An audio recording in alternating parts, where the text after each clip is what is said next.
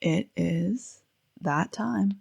Hey, welcome back to the channel and welcome to our 2025 end of the year media review video. First, there's potentially going to be Sakamoto Days and Your Turn to Die spoilers in this video.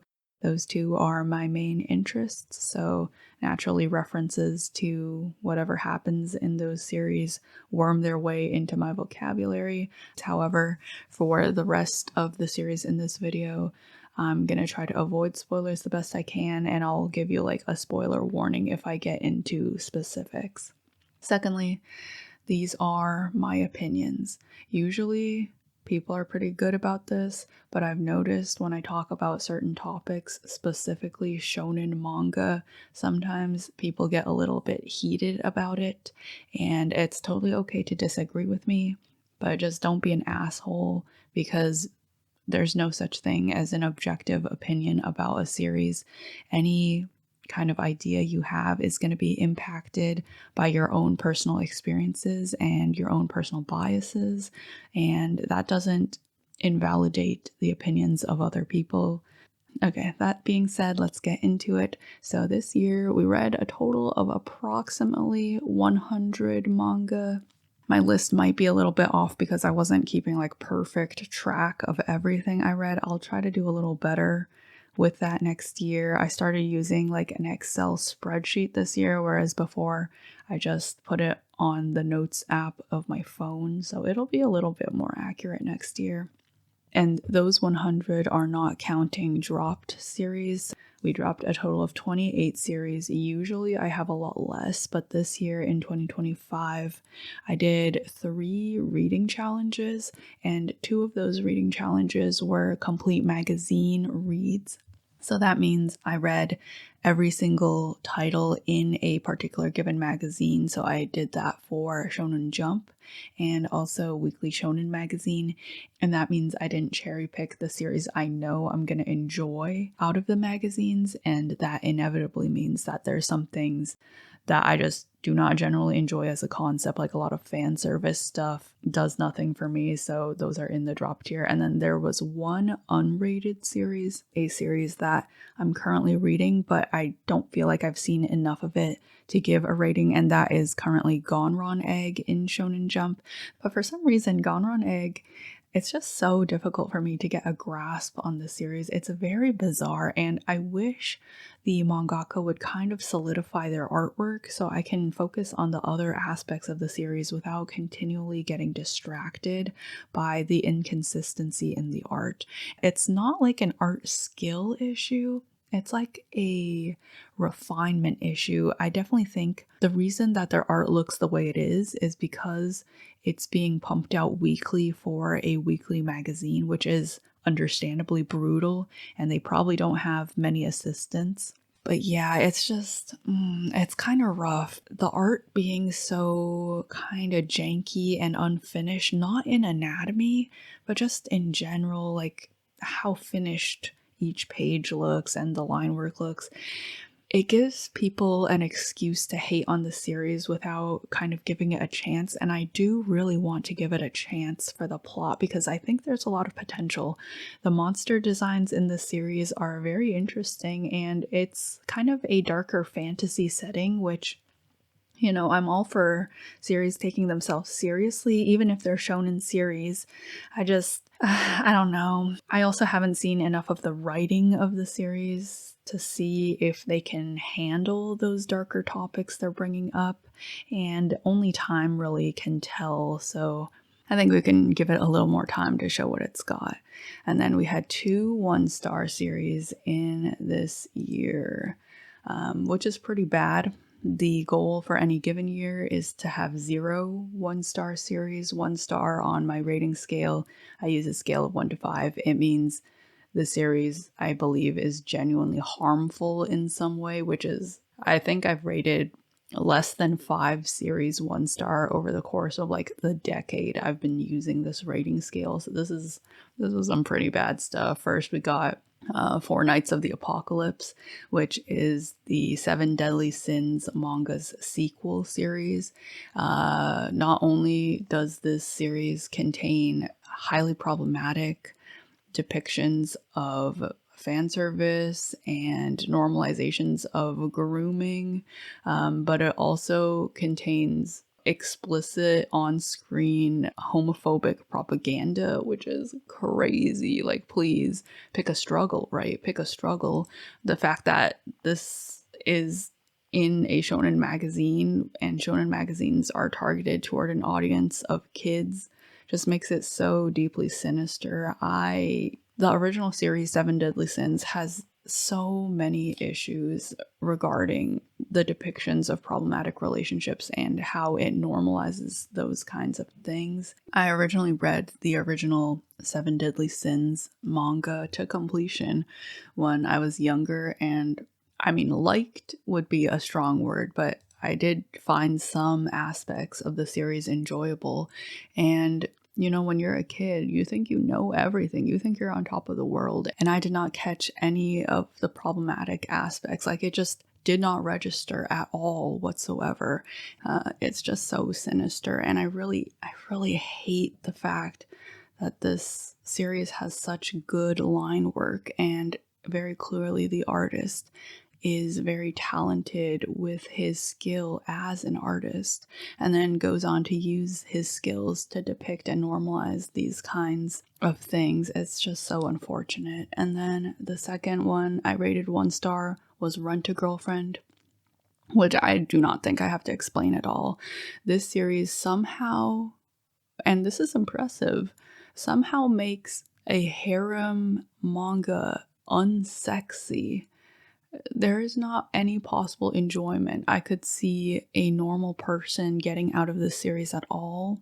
I don't even think if you're into NTR, you could goon to this. Genuinely, there are so many aspects that are either subpar or incompetent or disturbing about the series, and not even in a fun way. It's just the male main character is like an incel, and he gets off on imagining being cuckolded.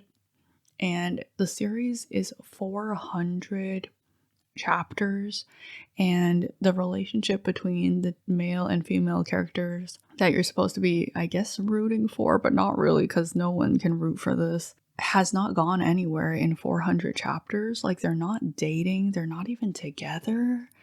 In some of the most recent chapters, as of recording this video, the male main character is cheating on the female character with another girl. But if you think that's like sexy, get that out of your head, because it's not done in a sexy way at all. The series is so bizarre fundamentally, and that's not even getting into the fact that the author has some kind of IRL bizarre hang up about the female lead in his series that he created.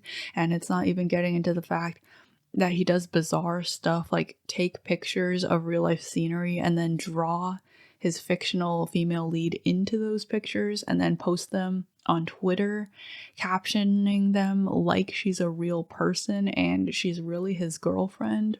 And one of those pictures was her like naked in the shower, and then he paired the picture with another one where he drew underwear on the floor and pretended that he was seeing her underwear on the floor in his real house. Like, this situation is so bizarre. If you want to learn more about it for any particular reason, there's tons of videos on YouTube. Just so odd. I really wish that this was not like a public thing. I wish the creator would just keep this kind of stuff to himself. This does not need to be a serialized series.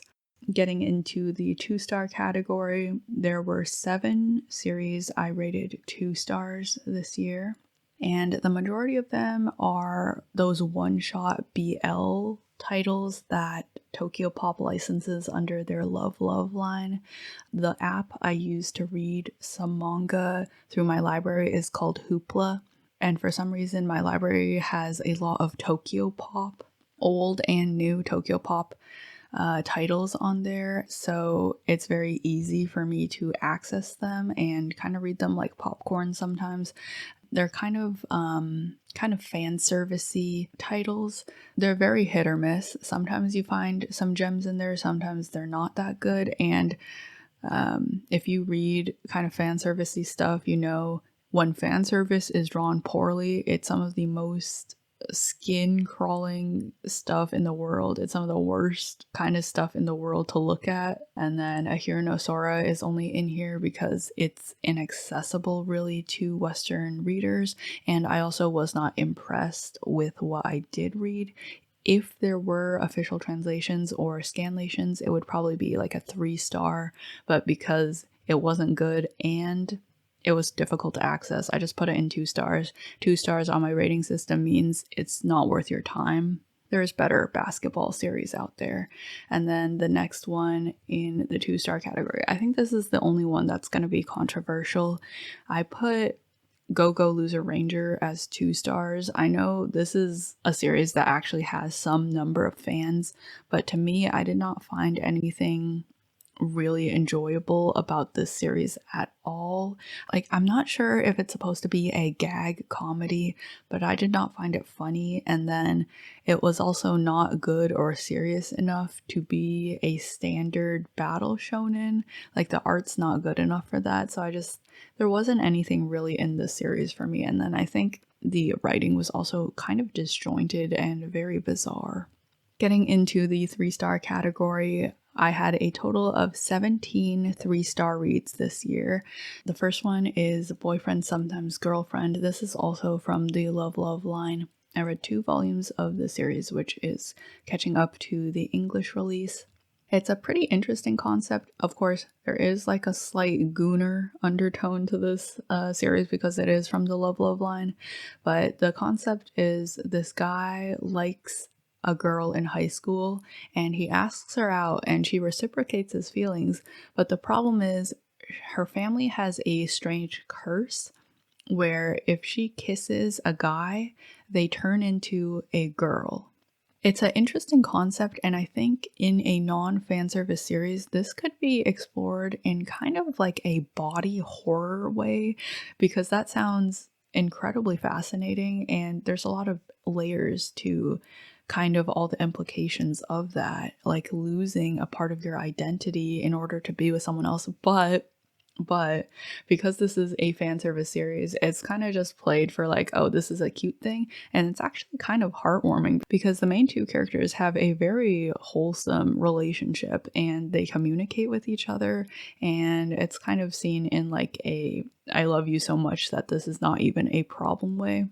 I think this is pretty cute. It's definitely slightly fetishization sometimes. There is, I think, a fetish where people enjoy feminizing men as like a show of power, and I think this does kind of lean into that a little bit at times. But again, it is a fan service series, so no super raunchy stuff yet, and I guess it's just been interesting watching how their relationship develops. Overall, it sure exists, which is what 3-star means on my rating scale. The next one is Love is Overkill. This is a manga plus manga, I believe digital only, and the art for the series is not that standout, but it's one of those little gag comedy series on that application. I read like a good amount of it. Would I activate my subscription in order to read the series? No, so that's a sign to me that I could be reading other series.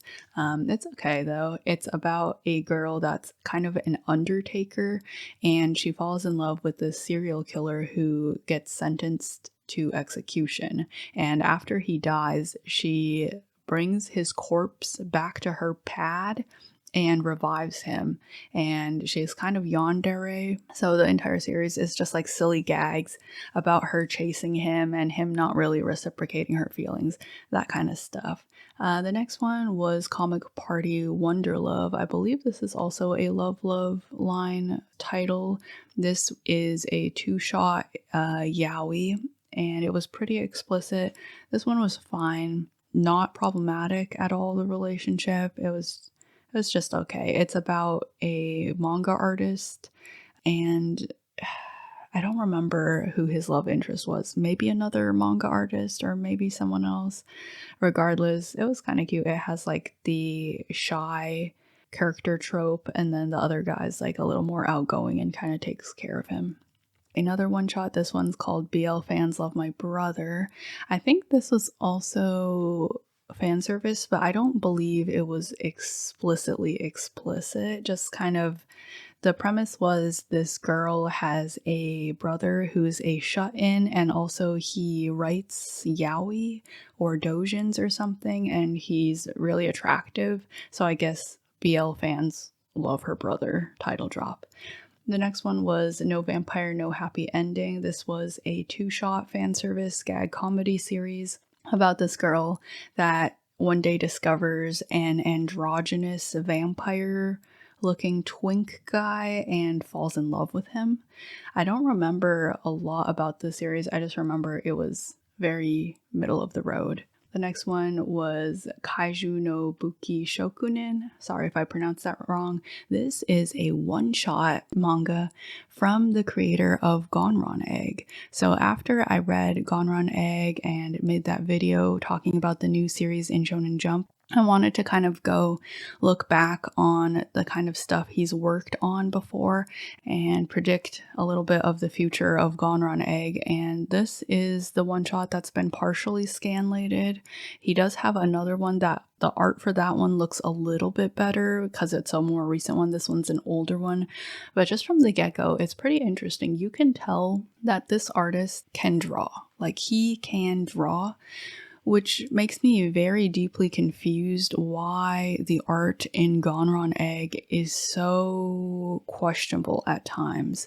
Obviously, he's doing a different style here in GONRON EGG now, and it's a style that he's simplified purposefully so he can meet the weekly publishing deadline, but there's still some issues that I really feel like do not show up in this one shot that he has now in his art.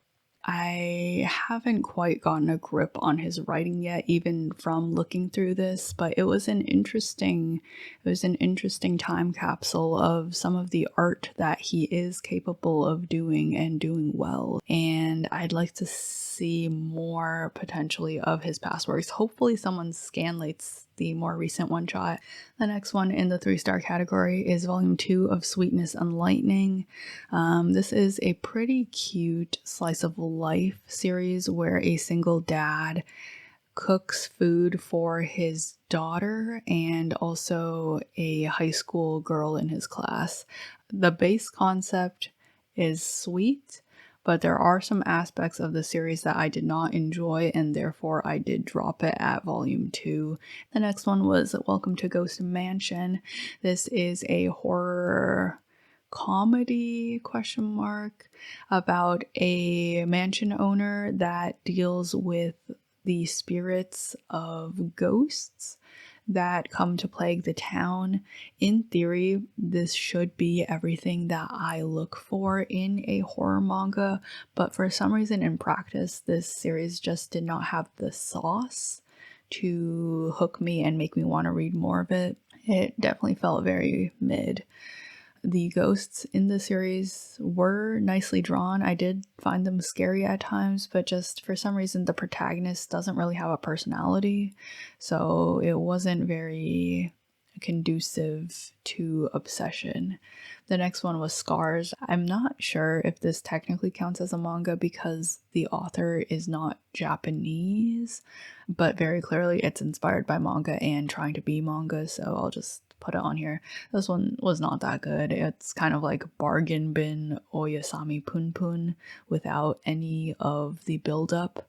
So imagine Pun Pun, but instead of seeing his entire childhood, we just skipped immediately to the stuff at the end of the series. I don't even like drama usually on a good day, so definitely not for me. Vampires, this is a sort of fan service Yuri-esque series, not outright, but very obvious subtext. It was alright. I find vampire series very hit or miss. Sometimes they discuss topics in a way that interest me and sometimes they do not. And in this series, the relationship is kind of questionable because the vampire lives for a long time, and before her current crush, I think she used to go with the main character's grandma. So kind of just bizarre setup and power dynamic there. That was fine. The art was okay. The next one was Wolf Princess and Sheep Princess, or whatever this Yuri title is called. I'll put it on the screen.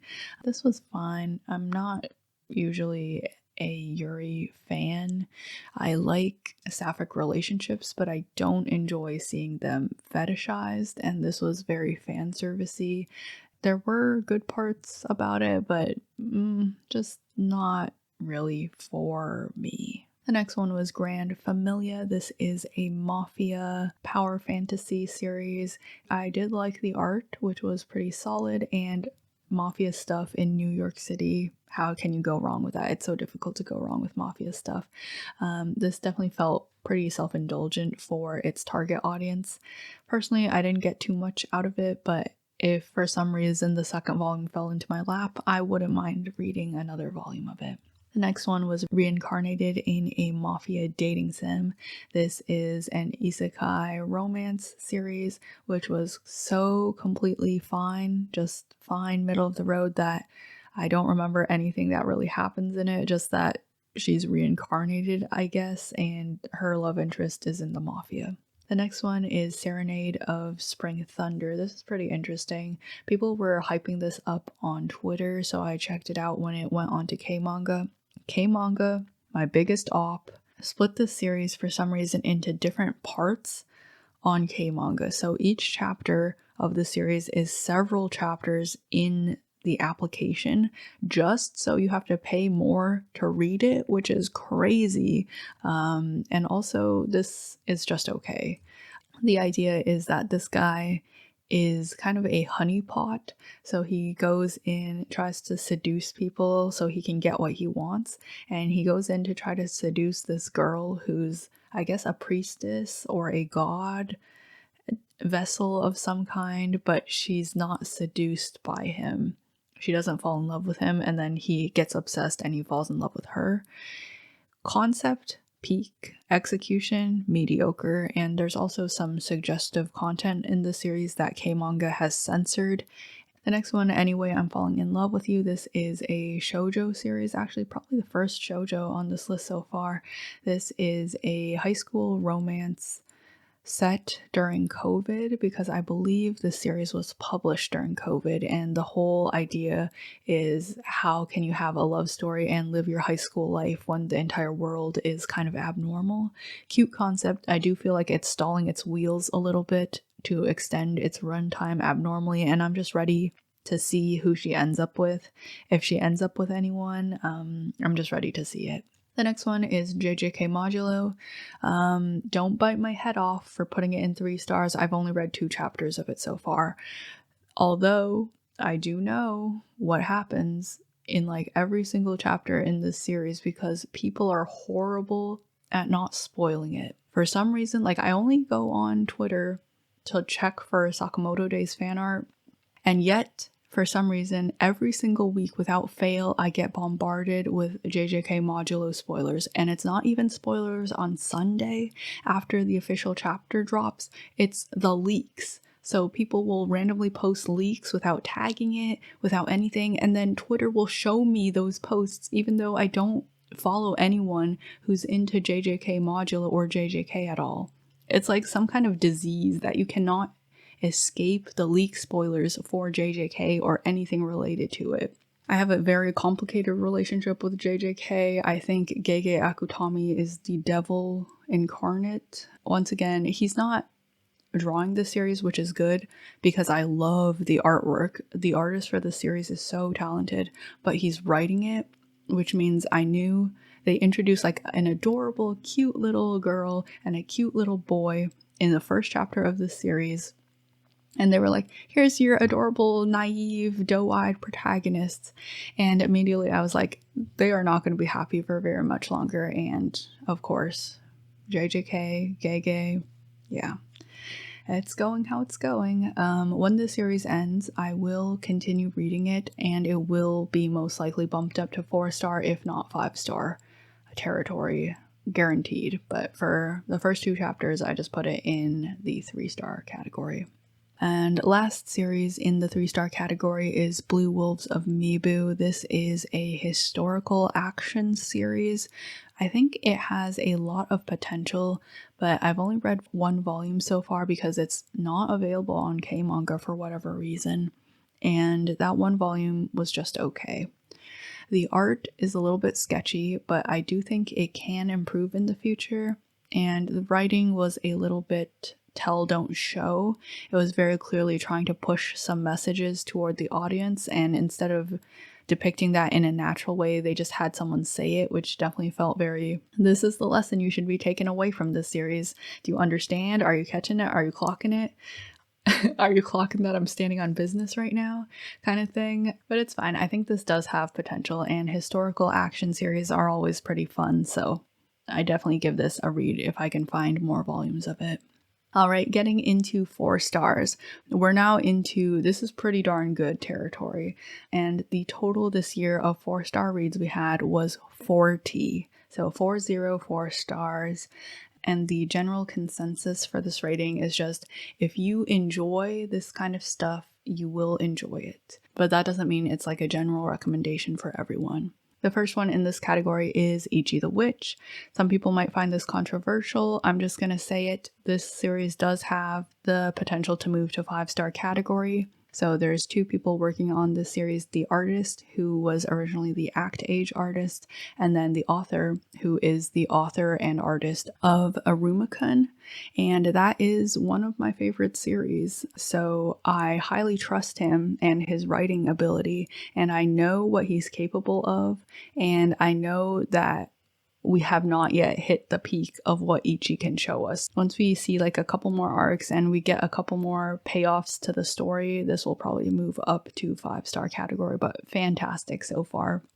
KAGURABACHI is also solidly a 4-star series. This one's gonna have a little bit more of a difficult time moving up to 5-star on my list. I think what's holding this back a lot is the art. The art seriously needs a little bit of work. It's like a consistency thing, and not just referring to those like 2 chapters of thumbnails we got this year because the artist was overworked and couldn't finish the chapters. Just in general, the line work is sometimes very weak and messy, and it's not done in a consistent way that you can always say this is just the style of the series.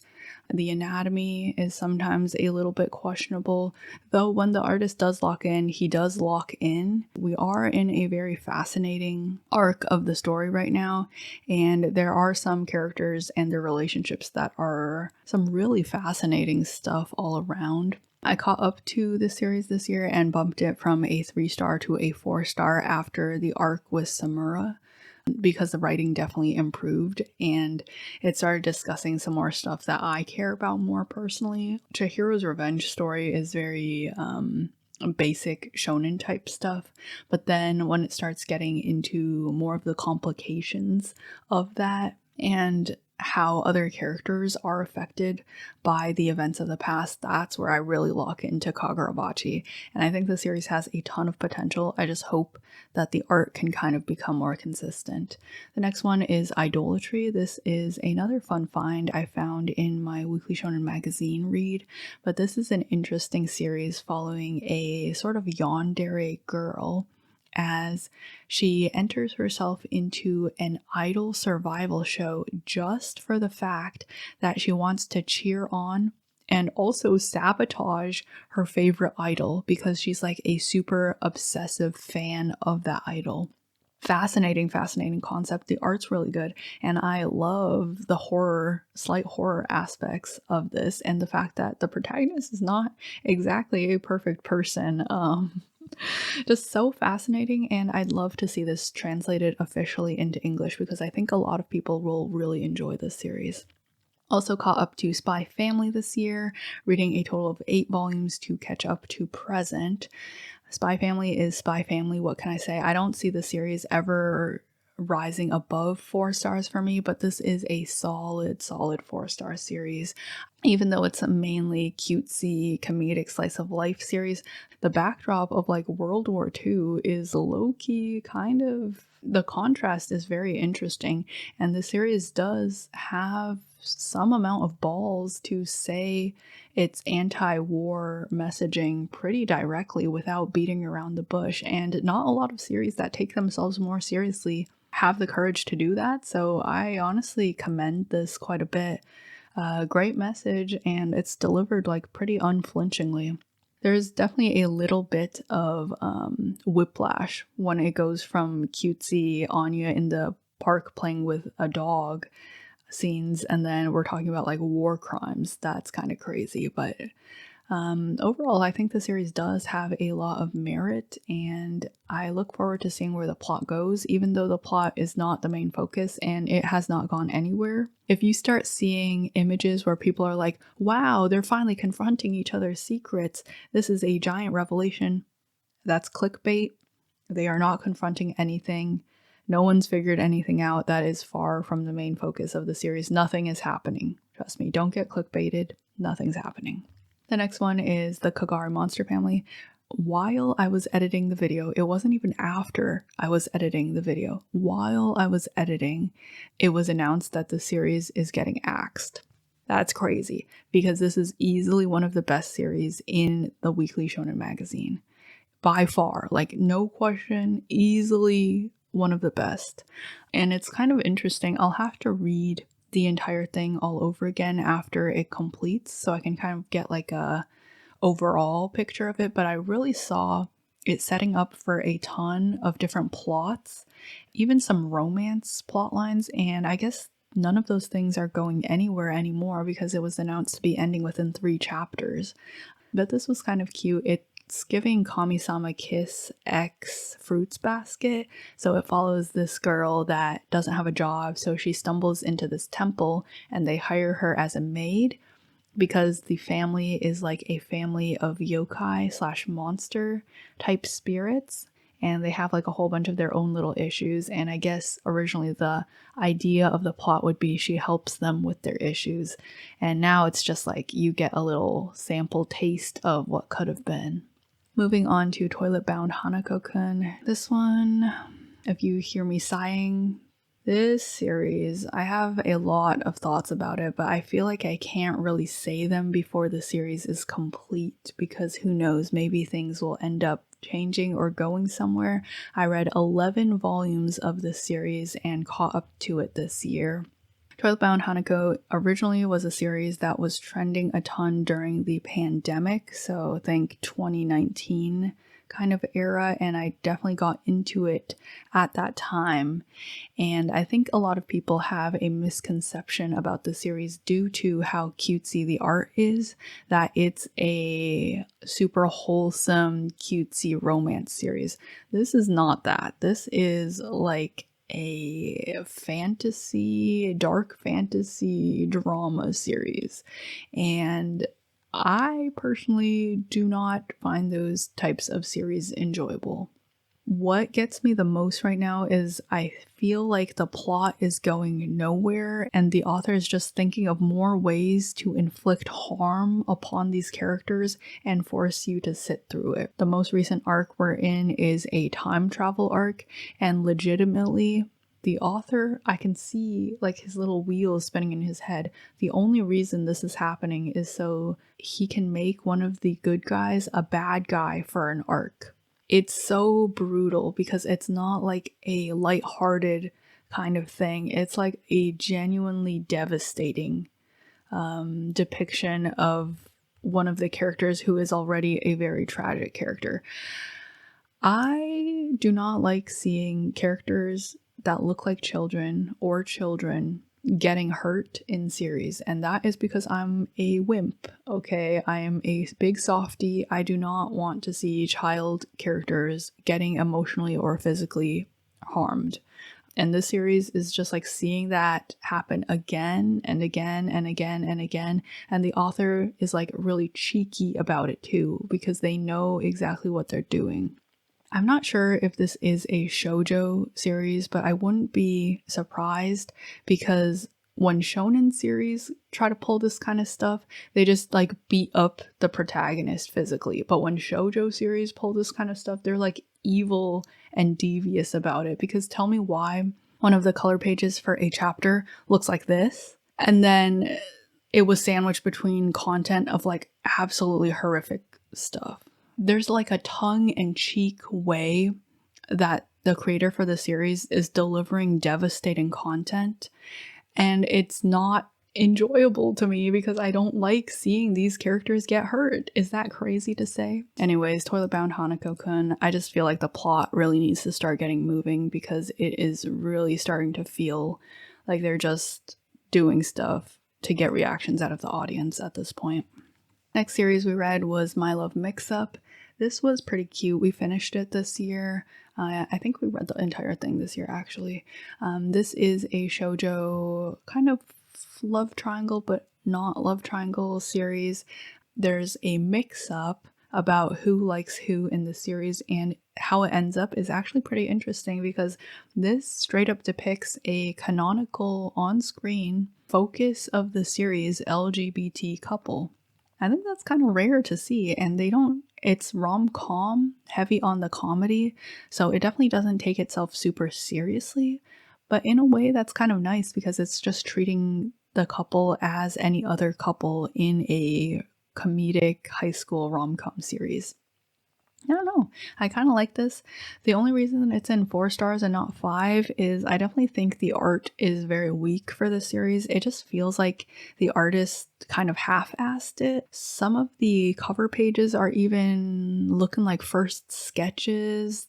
Very scratchy at times. The art's not complete. The paneling is even a little messy at times. It just looks like somebody took a marker and just drew across the lines, and there's not even gutters between the panels. It's very bizarre in that way, but I guess if that's what it takes to draw a series and not destroy your health on a weekly basis, I mean, I guess I can stomach it. It's just a shame because with fantastic and more polished art, I think this could be like one of the best series. I Want to Be Your Girl. This one, on the other hand, is like the exact opposite of My Love Mix-Up. This is very heavy. This is a coming-of-age LGBT story. So obviously it starts dealing with some of those identity issues and how people who don't conform to the gender binary are treated in a society in Japan. I'm sure this is valuable in some way and it could help a lot of people, but I personally did not really enjoy it. And the ending kind of left a bit to be desired because I feel like a lot of these kind of coming of age stories end the same way. In a way, I think that's a little bit cowardly. This reminded me on a lot of fronts of Blue Flag. And although that series and this series both have strong points and are important to the conversation, they definitely fall into some pitfalls of coming of age stories. The ending of this series kind of made me go, oh, so it's another one of those. But if you want to read like I guess a character drama coming of age story, it's completely acceptable. The next one was Qualia Under the Snow. This is a one-shot explicit yaoi.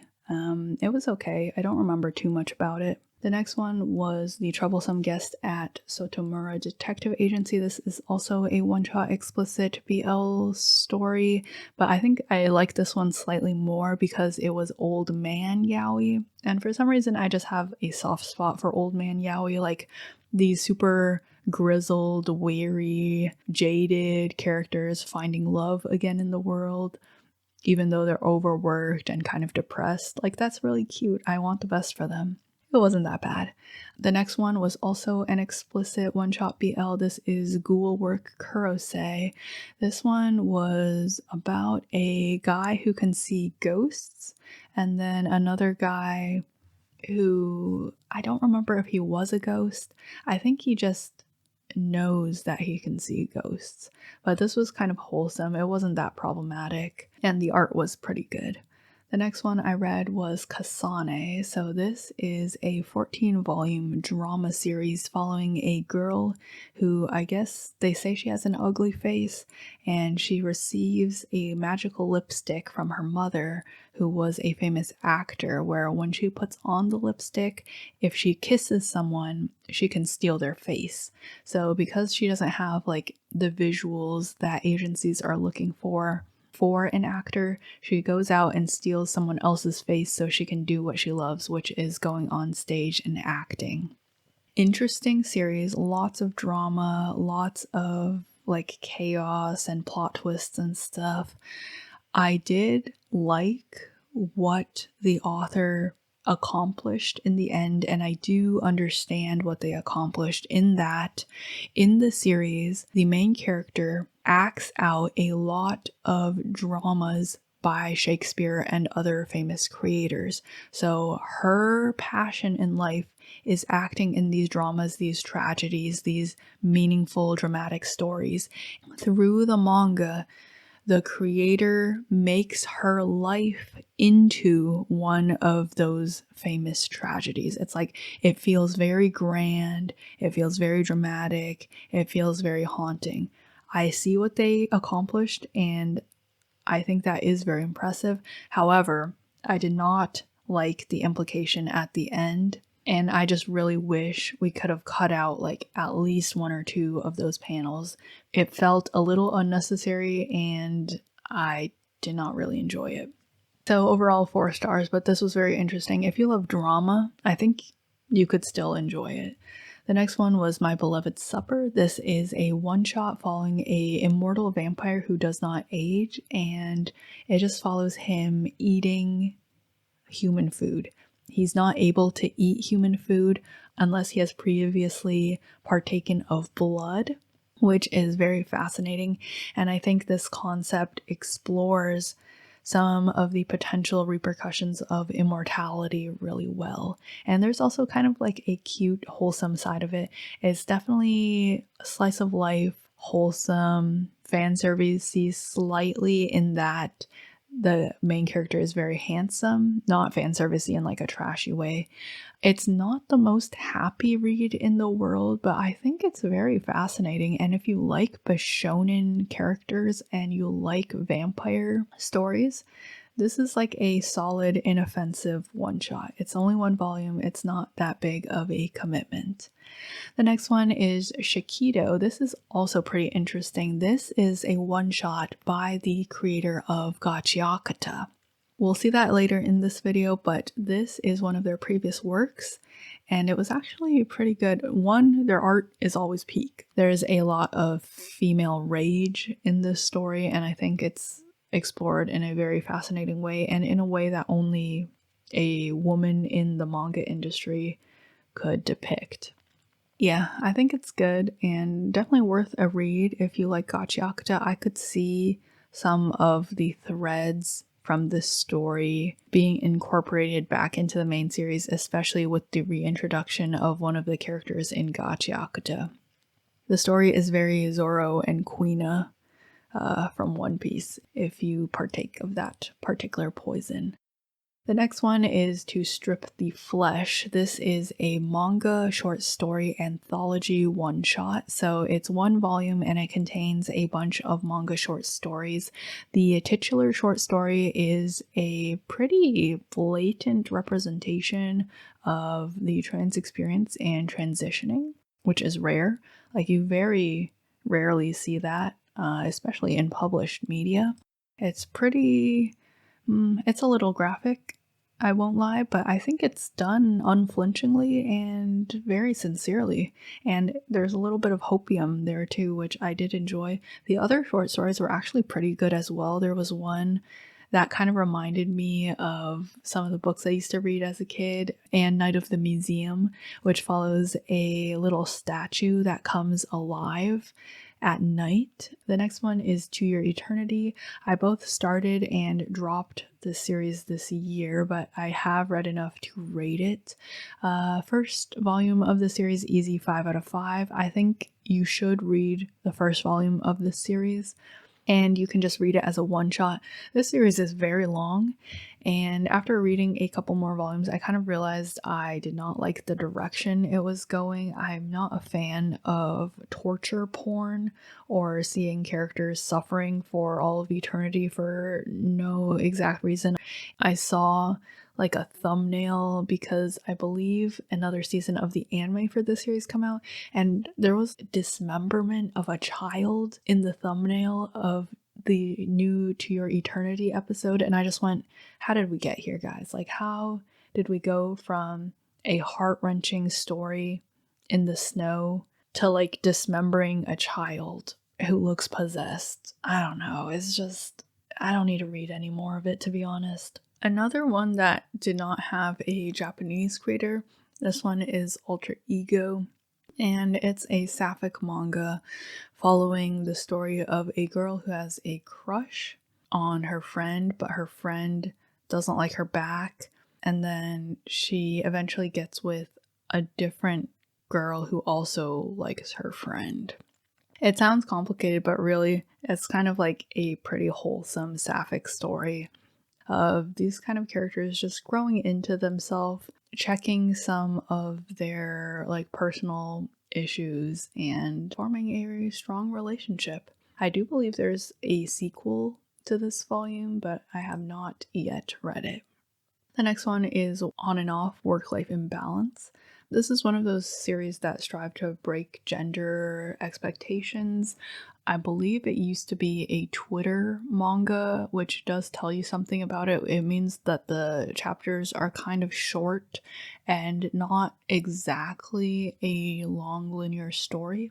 I read 2 volumes of the series, which essentially add up to 1 volume because Square Enix's manga look like they're on Ozempic. But it was cute. It follows 2 salarymen. One of them is a girl who, when she gets off work, she dresses kind of punk and a little bit masculine. And the other character is a guy that when he gets off work, he's free to do what he wants and he dresses more feminine and in Lolita fashion. There is value to depictions of characters like that and how the Japanese like salary system strips people of their individuality. There's definitely some discussion to be had about that. It's pretty inoffensive. Nothing's really going much of anywhere yet, but I would read more of it. I just would not pay Square Enix prices because their half volumes are like the price of full volumes. The next one is Mission Yozakura Family. This is a complete Shonen Jump title, battle action kind of found family series. This was pretty good. Not the best thing I've ever read, but pretty solid. It knows what it is and it does what it does pretty good. I read a couple volumes of this one and I will read more of it next year and complete it since it's finished.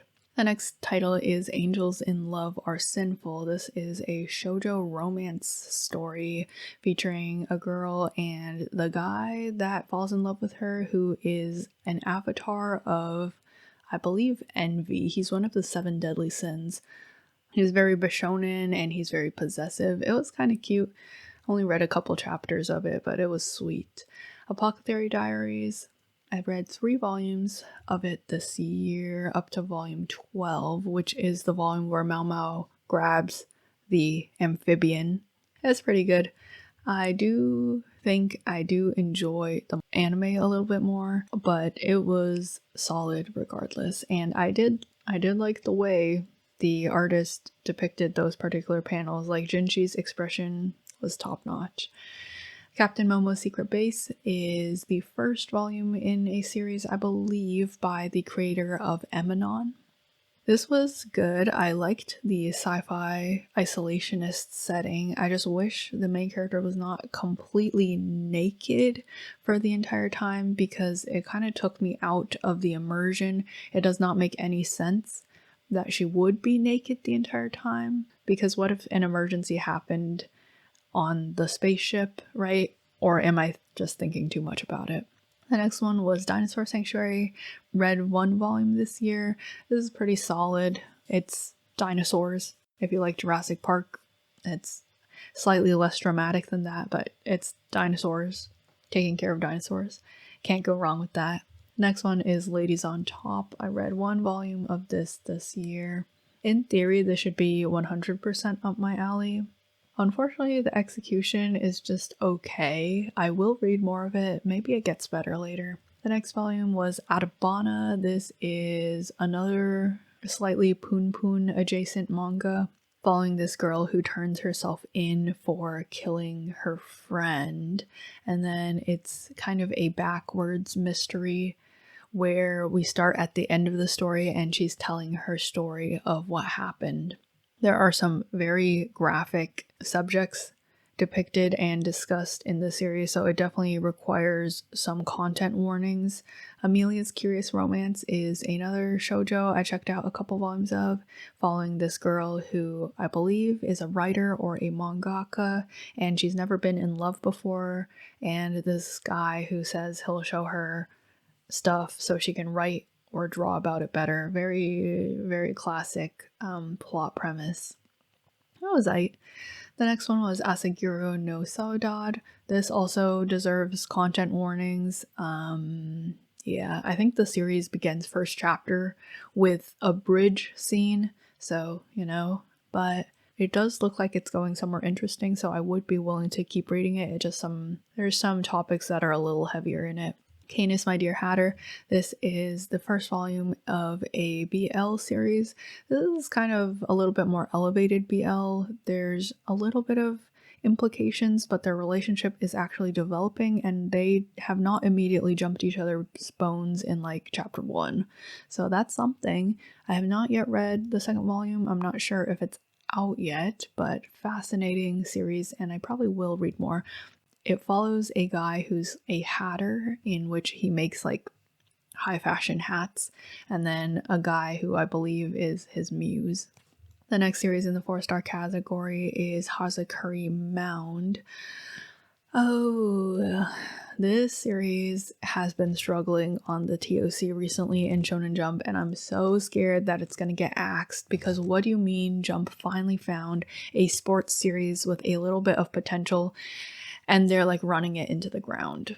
Sports series naturally start slow. You need to give them a little more time to get on their feet, and the pacing of them is pretty slow as well. It just is what it is.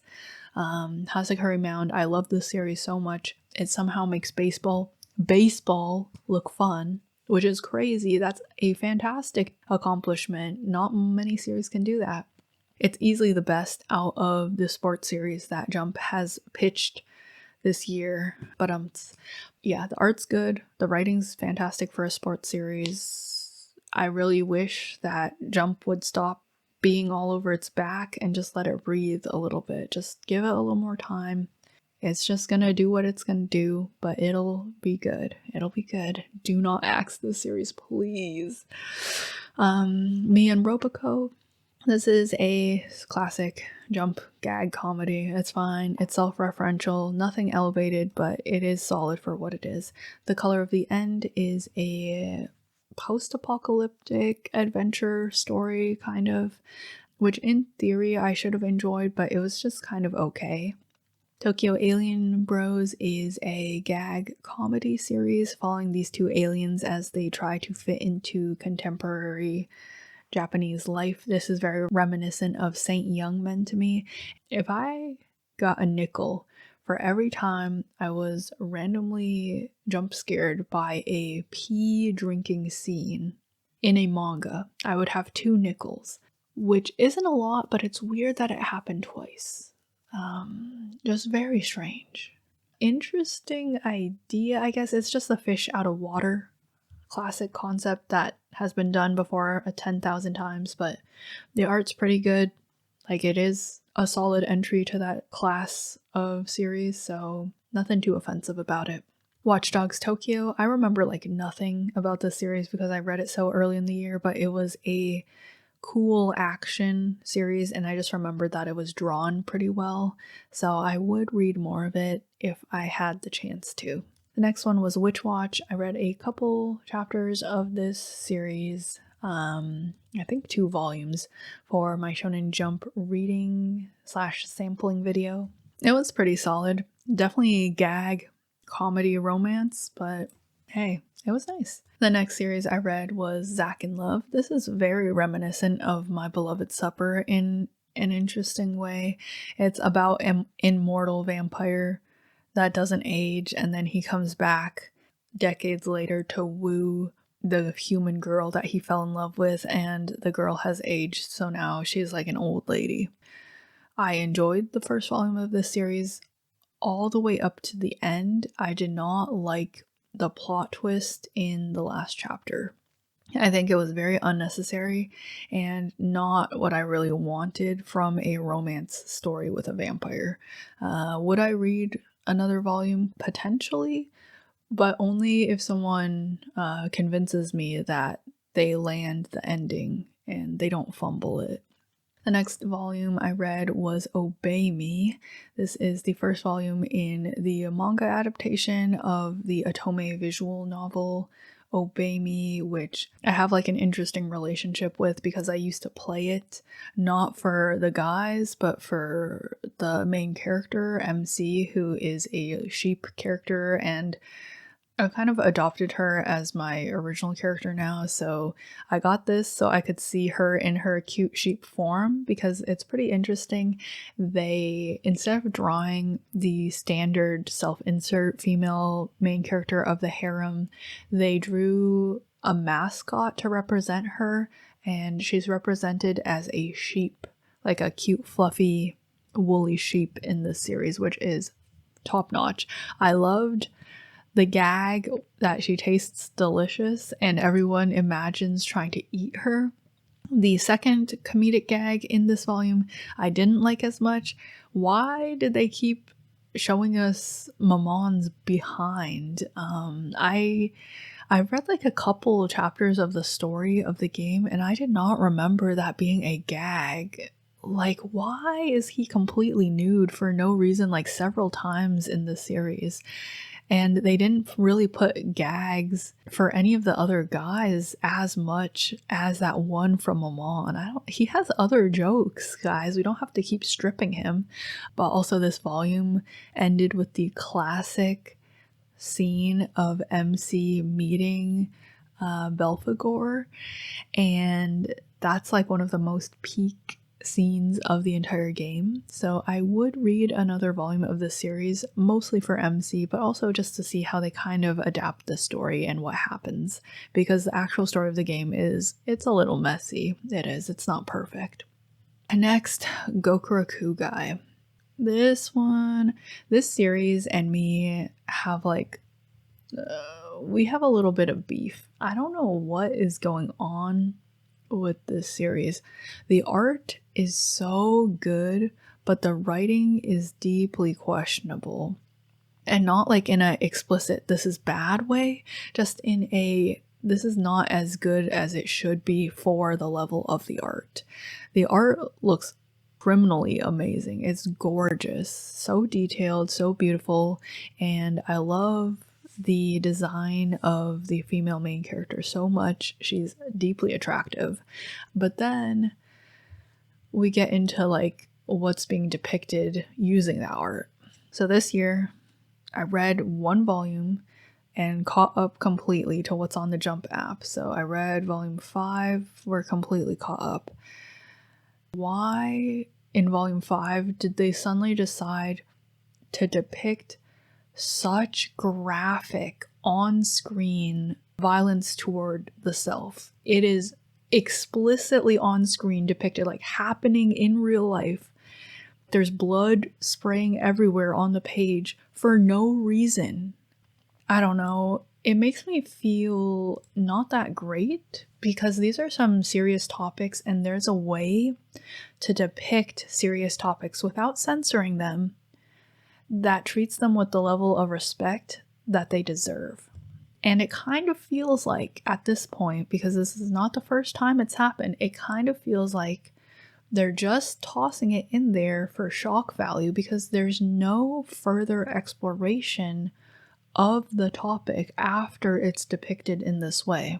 And also, I don't know how I feel about the way this character's plot arc ended, because it's almost an exact copy and paste of another enemy character from literally like 2 arcs ago. So it just feels like already we're repeating plot points, even though this is only volume 5. Very bizarre kind of stuff, and I'm more worried than ever where the plot of the series is going, because the pacing and the plot are what's going to make or break it.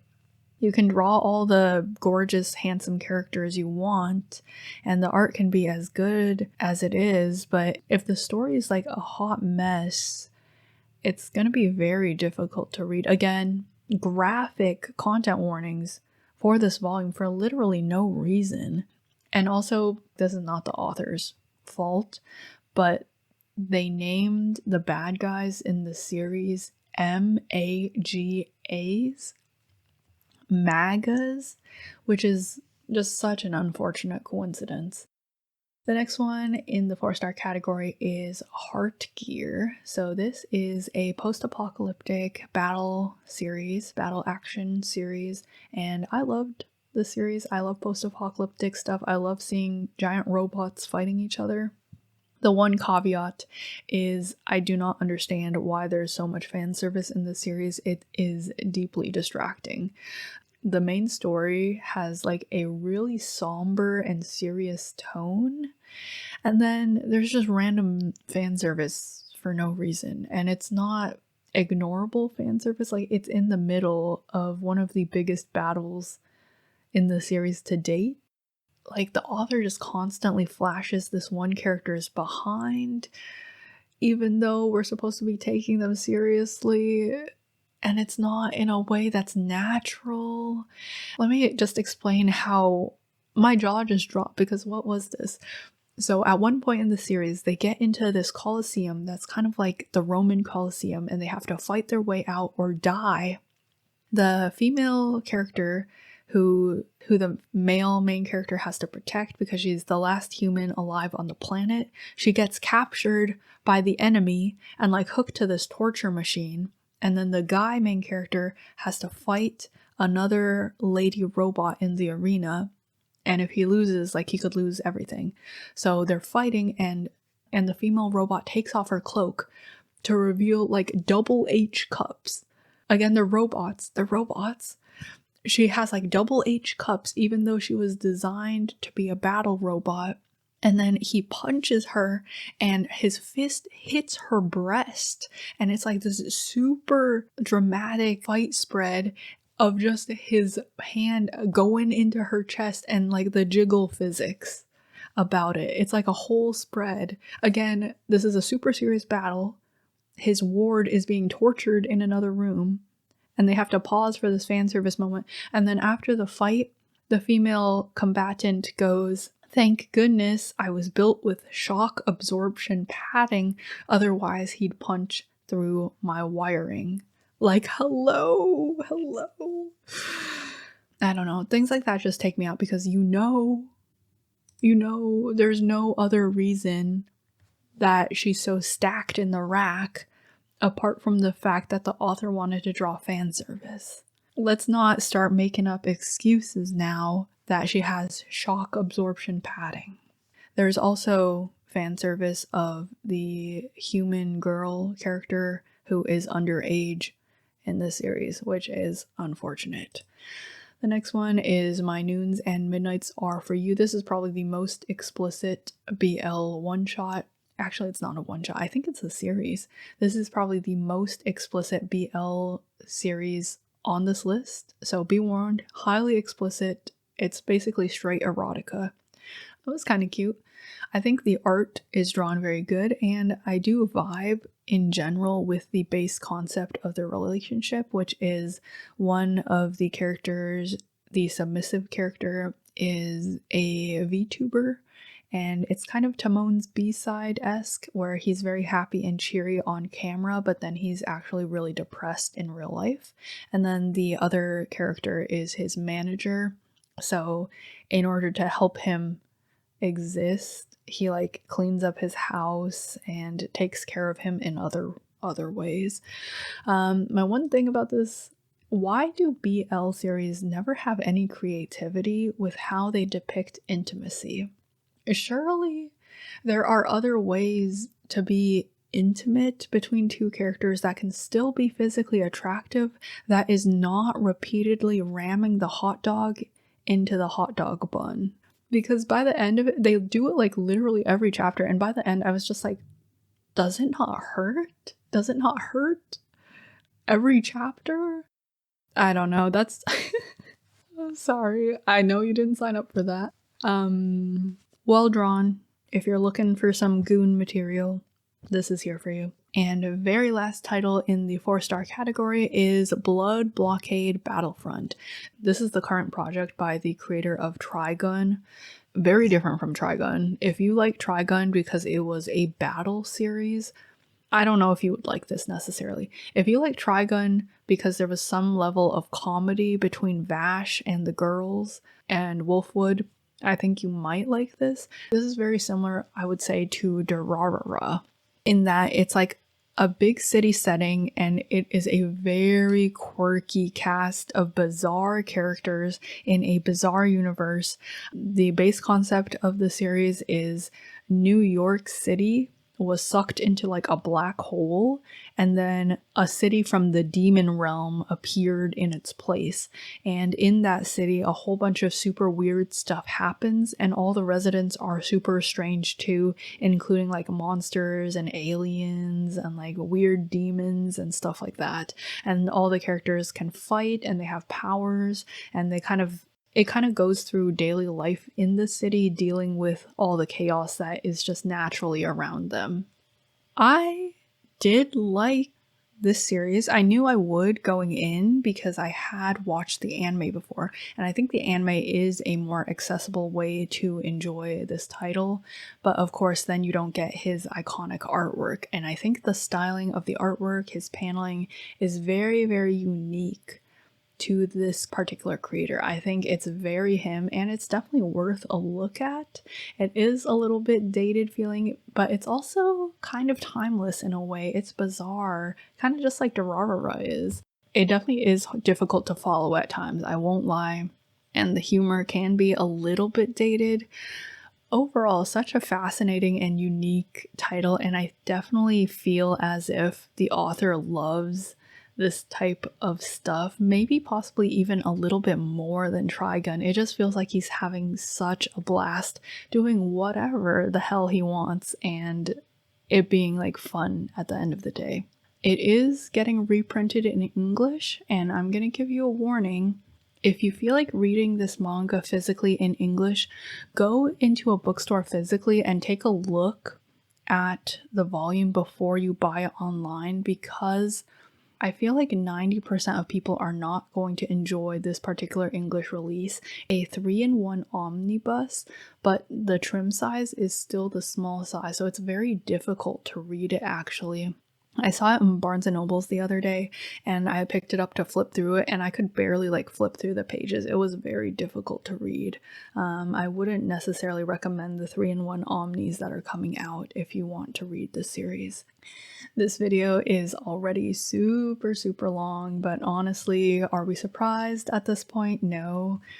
Before we head into our final category, the 5-star category, I'm gonna run through very quickly some highlights from the other types of media I've consumed this year. Starting with books, we read a total of 13 novels this year, the worst being The Disabled Tyrant's Beloved Pet Fish, which was genuinely so bad, I'm honestly still in disbelief about it. To be fair, it is kind of my fault because I go into novels wanting to know as little as humanly possible about them. And in this case, that meant I did not realize this was a BL series going into it.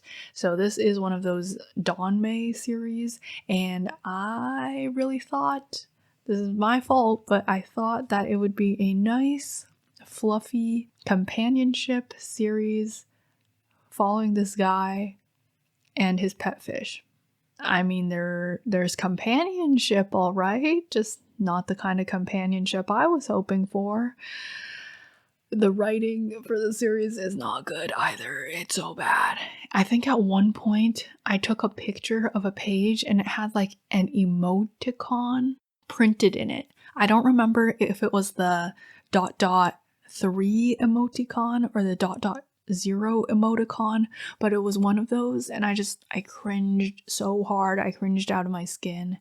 This is mpreg, by the way, which nothing against that. I did not want to read that.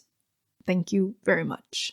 And the best book I read in 2025 was easily, well, not easily, was probably, let's just say that, was probably Harrow the Ninth, which is the second book in the Locked Tomb series by Tamsin Muir. This is a series that follows lesbian necromancers, so if that sounds delightful to you at all, absolutely give it a read. It was a very peak.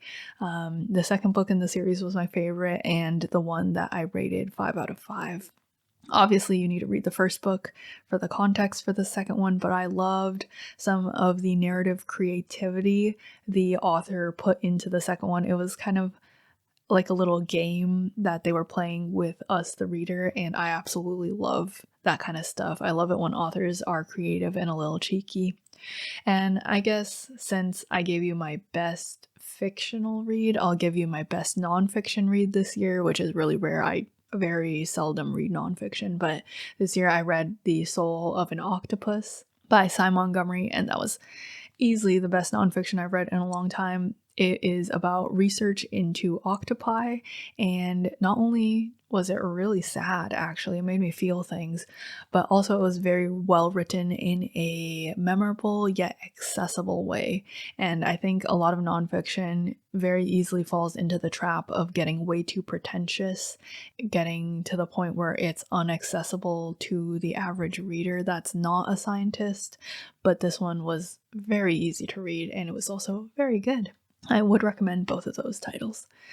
Alright, moving into movies. The total number of movies we watched this year was 14, and that is unique movies, so not counting rewatches.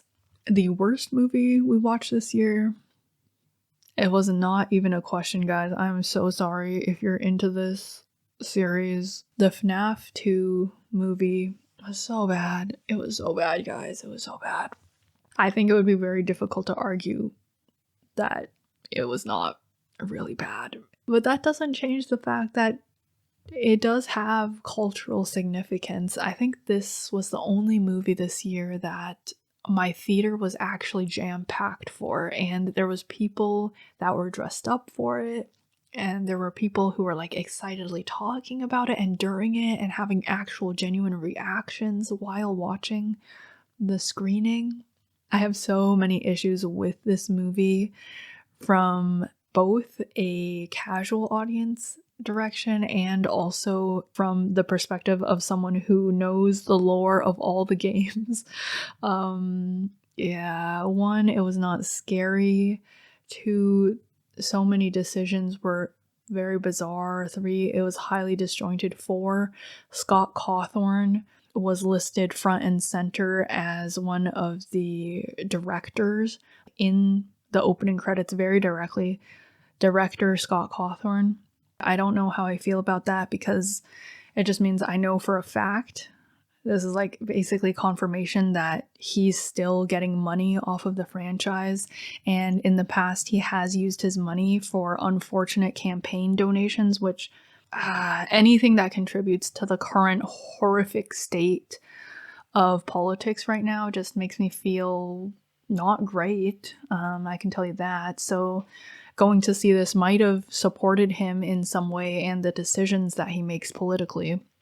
And then in addition to that, the entire plot and story was highly disjointed. There was some things that happened near the end that made my entire theater go, what? And just kind of laugh, which is crazy. You do not want that, considering this series is taking itself very seriously. I could see some like sequel baiting because there's supposed to be one more movie in this series, and they dropped some animatronics that were not in the original 3 games, so that definitely makes me feel like they're trying to gun for like a movie for every game in the entire series, which is gonna mean that this train of movies goes on into eternity. I don't know. I think there's just a lot to work with. There's a lot of potential for the series due to the lore of the games, and this was kind of their chance to iron some stuff out and construct a cohesive narrative, and it really just feels like they are not very interested in doing that. They're just interested in stretching this franchise out for as long as they can milk it. Of course, that doesn't change the fact that for a lot of kids and high schoolers and teenagers, this was their fun night out with their friends and a fun memory for them to do together. So just because it's not objectively great doesn't mean that there isn't value in it, right? I think there's a ton of both enjoyment and value out of my top 3 movies of this year. I could not pick one, so I'll just have a top 3. It doesn't matter that much. It is my list. The first 5-star watch I had this year was Mickey 17. I think this movie is very unique as well and very fascinating. I love sci-fi stuff when it's done well, and the mixture of sci-fi and comedy is not something you see a lot, but I think it was pretty fantastic here. It definitely helps that Robert Pattinson and Naomi Akee, who play the 2 main characters, are highly attractive. Just so physically attractive, and I think the humor in it is done really well. I love kind of that style of humor that resonates with me a lot. So the base messages are good as well. It definitely can be a little bit ham-fisted at times. I did not particularly enjoy Mark Ruffalo's performance as the villain of the series. I feel as if that could have been, like, it was too specific to the point where it kind of narrows what the series is trying to say. Instead of representative of like a type of person, his performance was representative of one person, which kind of feels like it narrowed the field a little bit. But overall, I love this movie a lot. I went to go watch it twice, and I just know it underperformed so much at the box office because both times my theater was essentially empty. The first time I went to go see it, I was the only person in the entire theater, which really broke my heart because it was so good. And then the second time, there were like a couple more people. After watching it, I went and read the books that the movies were based on, and I do think the movie is a little bit of an elevation of the material of the books. There is a second book, but I think the movie ended on a really good front, and we don't really need a sequel to it. It wrapped the story up very satisfyingly, and the second book in the original series is definitely the weaker entry of that series. The second movie that I loved so much this year I wanted to put it on this list was Superman 2025. I went into this without really many expectations at all because I've been really let down by some of the more recent superhero movies, but this was so good, yo. I think this is what reminded me what superheroes are supposed to represent for the people and the reason why superhero media exists in the first place. And that is they're supposed to be a symbol of hope. There is a lot of hopium in this movie, and I think now more than ever that is incredibly important. I really do go into media a lot of the time searching for escapism or hopefulness, and this is the latter done really fantastically. It definitely discusses some contemporary issues, and it gives the people watching it hope that those issues can be dismantled. It is a little optimistic, but it's done in a way that makes it feel like it's okay to be optimistic and to work for a better future and to not accept the despair that things are just gonna go how they go and we're powerless to do anything about it. There's this one scene in the movie where everything's going down and it's really chaotic, but Superman takes the time to save like a little squirrel. I don't know, I just felt like that was really impactful because in Superman's world, in the world of this movie, everyone's worthy of being saved, even a squirrel. And isn't that something we should be striving for? Deeply important movie. I absolutely loved this one.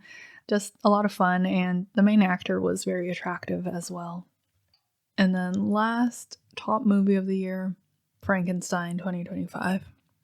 The original book and the movie are very different entities, not only in specific details, but thematically. I'm gonna be honest, I really enjoyed the story that this movie told and was trying to tell. I think the performances were really fantastic. I loved the slight undertone of like a little tidbit of humor to it, despite how serious things were. Like when that one character fell and then we got to see how he looked after he fell, I did laugh a little bit. I won't lie. I'm sorry. I did. I love the attention to the costume design. At one point, the main character turns around and he has his hands clasped behind his back. And in doing so, it really accentuates the fact that he's wearing like bright red gloves. And I think that was so fun, so symbolic, but really fascinating adaptation of such a classic novel. It really did move me. I did like the hopefulness of the ending and that final shot of the sun hitting his face. It was perfect, gorgeous. Yeah, I don't know. I just really like this. I watched this with like a loved one and we had a fantastic time. It was really apropos, honestly, to watch it during the winter holidays. I made like a resolution last year to become more annoying about movies this year, and I did watch a good amount of movies, much more than last year. Moving on to graphic novels, I read a total of 7 different graphic novel, I guess, series this year. So by 7, I mean 7 different graphic novels, but not exactly volumes, because I caught up to the Poison Ivy run, for example, the current one, and that was like 4 or 5 volumes, but I just counted that as 1. The best one was easily When I Arrived at the Castle by E.M. Carroll, which is a suggestive gothic fairy tale with horror elements. I think there was something really specific that the artist wanted to do when they drew this, and they accomplished that beautifully. It's haunting, and the limited color palette is gorgeously wielded to the book's advantage. Anime, we watched a total of 10 anime this year. The worst one was by far My Happy Marriage, which is kind of a historical romance, and not by production, but there were some aspects of this anime that were frankly painful to watch. I watched this one because my friend is a massive fan of Damien Haas, who voices the male lead. And this is not a creator space. If you worked on My Happy Marriage, please click off this video. But Damien was fine in this. His voice acting was good. I honestly can't really tell his voice when he goes in different projects because he has quite a bit of range. He is who voiced Laios in Delicious in Dungeon, by the way. The female lead, not so great. Not so great, and the writing for this series was so bad. The writing is so bad. I really would not recommend watching this. I'm sorry. Just, it was not good. Easily the best anime I watched this year was Kowloon Generic Romance. When I try to choose things I consider my favorite top anime, I try to choose anime that are better than their manga counterparts. And by that I mean they manage to elevate their source material in some kind of way. I consider that a hallmark of a really good anime. For example, some of my favorite anime of all time, Girls Last Tour, Banana Fish, Paprika, they elevate their source material so much. And they are the best ways to enjoy that particular series. I think that is also true for Kowloon Generic Romance. This is a very short anime. It's only 13 episodes and it's complete. The manga source material for the series is still ongoing, but I think the manga is kind of dragging it out a little bit and the pacing suffering from it. The anime, however, is gorgeous. The anime is so good. It's a mystery drama series with romance undertones, and how it does these concepts is so fascinating.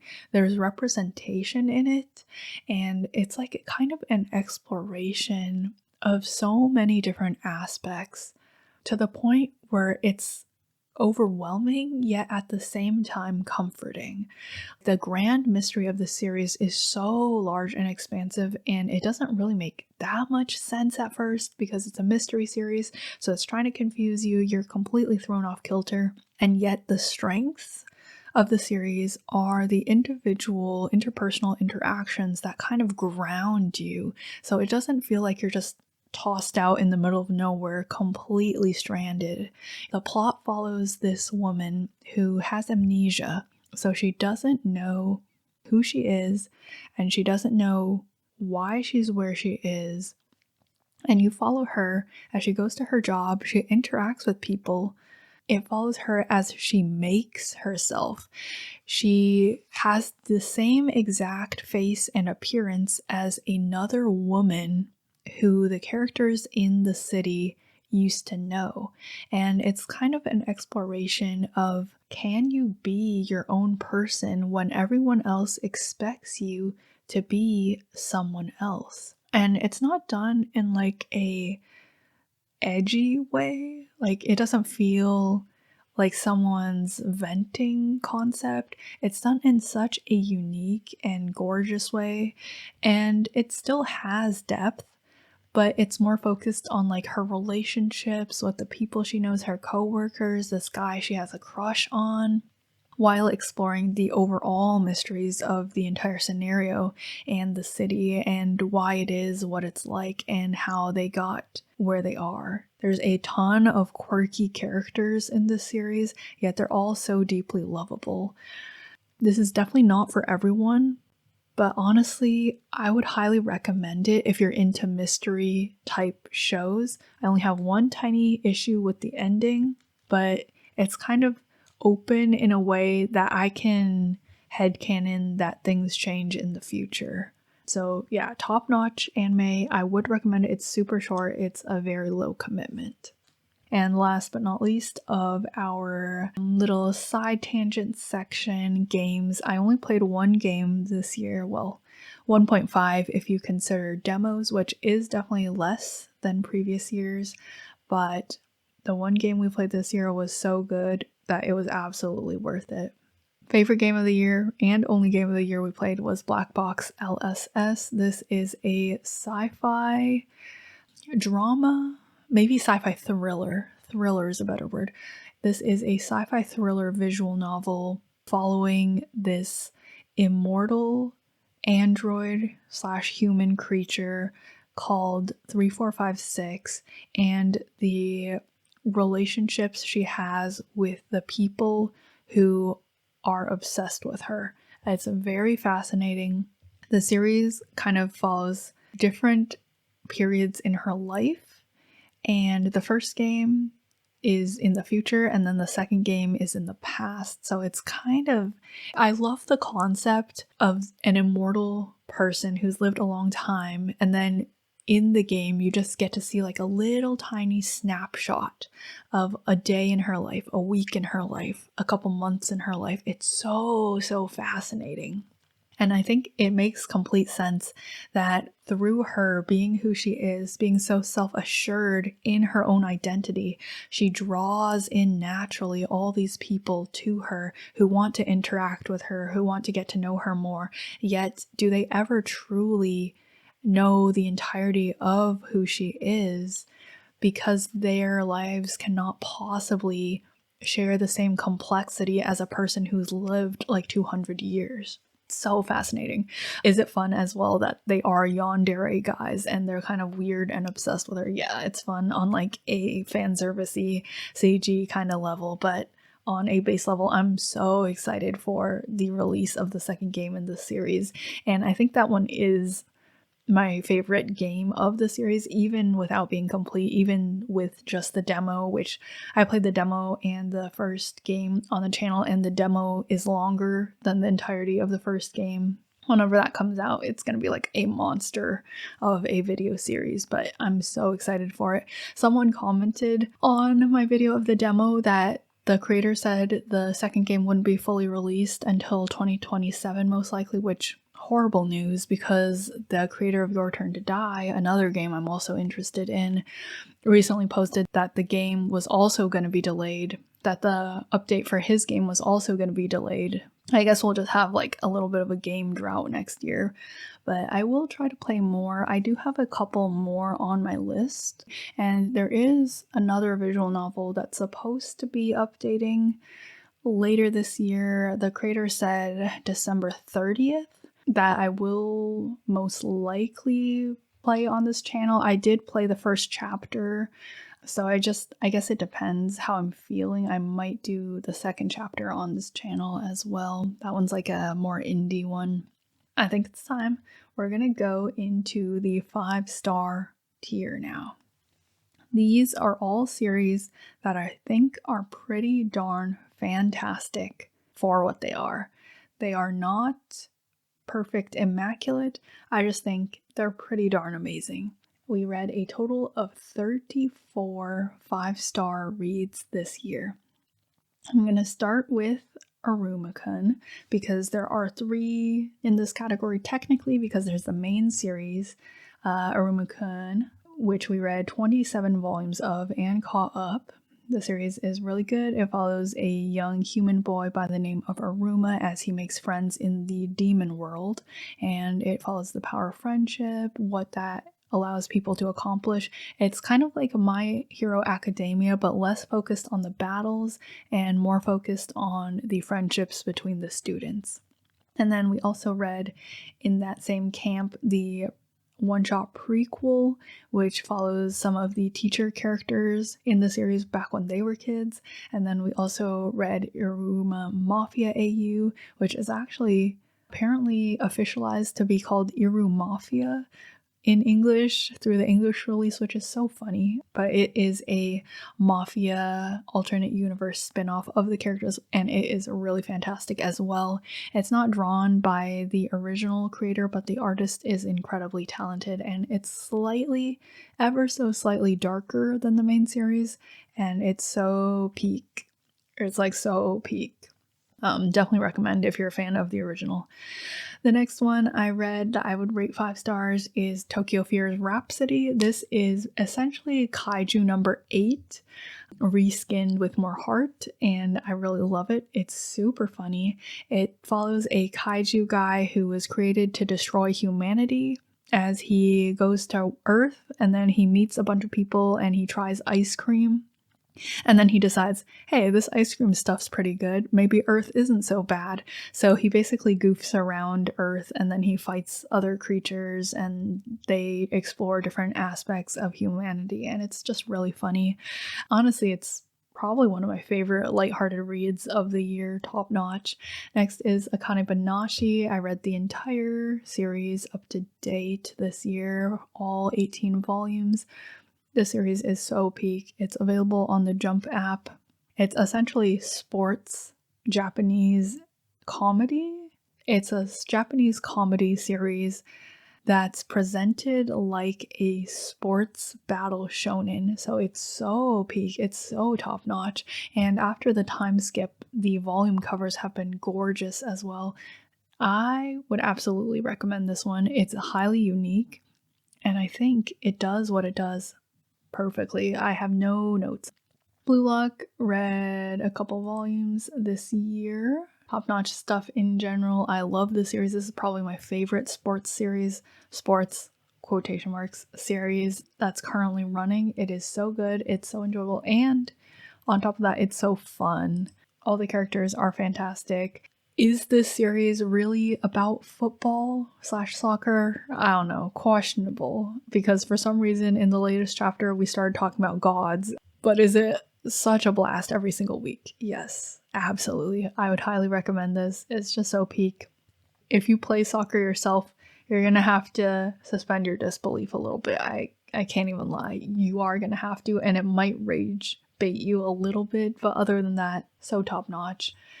GACHIAKUTA, this is probably one of my favorite reads of the year. This series is so fantastic. It runs in Weekly Shonen Magazine, and it's a battle shonen, it is, but I think it's definitely a little bit more to it.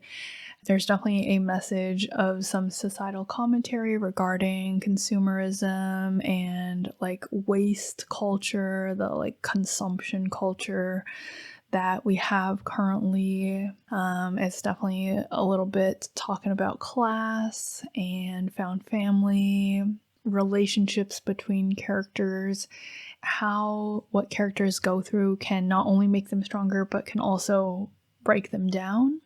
Easily the best part of the series is the artwork. The mangaka is incredibly talented at ink work and cross-hatching and showing values. Their style is gorgeous. It's fantastic. The graffiti art, top-notch. The representation in the cast, unbelievable, perfect. I love like all the characters. It's so hard to hate any character in the series except for that one guy, that one red flag guy. Keep him far away from me. But everyone else, top-notch stuff. This series is so good. My only singular caveat for this recommendation is do not follow the creator on social media. This doesn't even affect the main series, but just for some reason they have like a social media obsession / addiction, and they're very active on social media and not really in a great way. Just my general recommendation for creators is you gotta stay out of consumer spaces because it will negatively affect your mental health.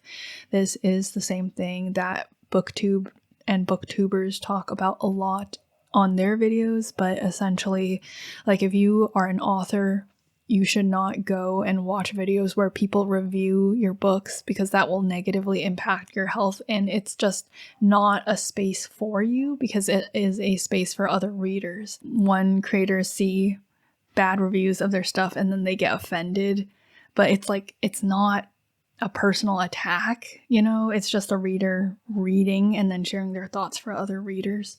Basically what I mean is when an author is so reactive like the creator for GACHIAKUTA, it really opens them up for like potential negative repercussions. I really wish that they would get off social media and not interact with fans so confrontationally as much.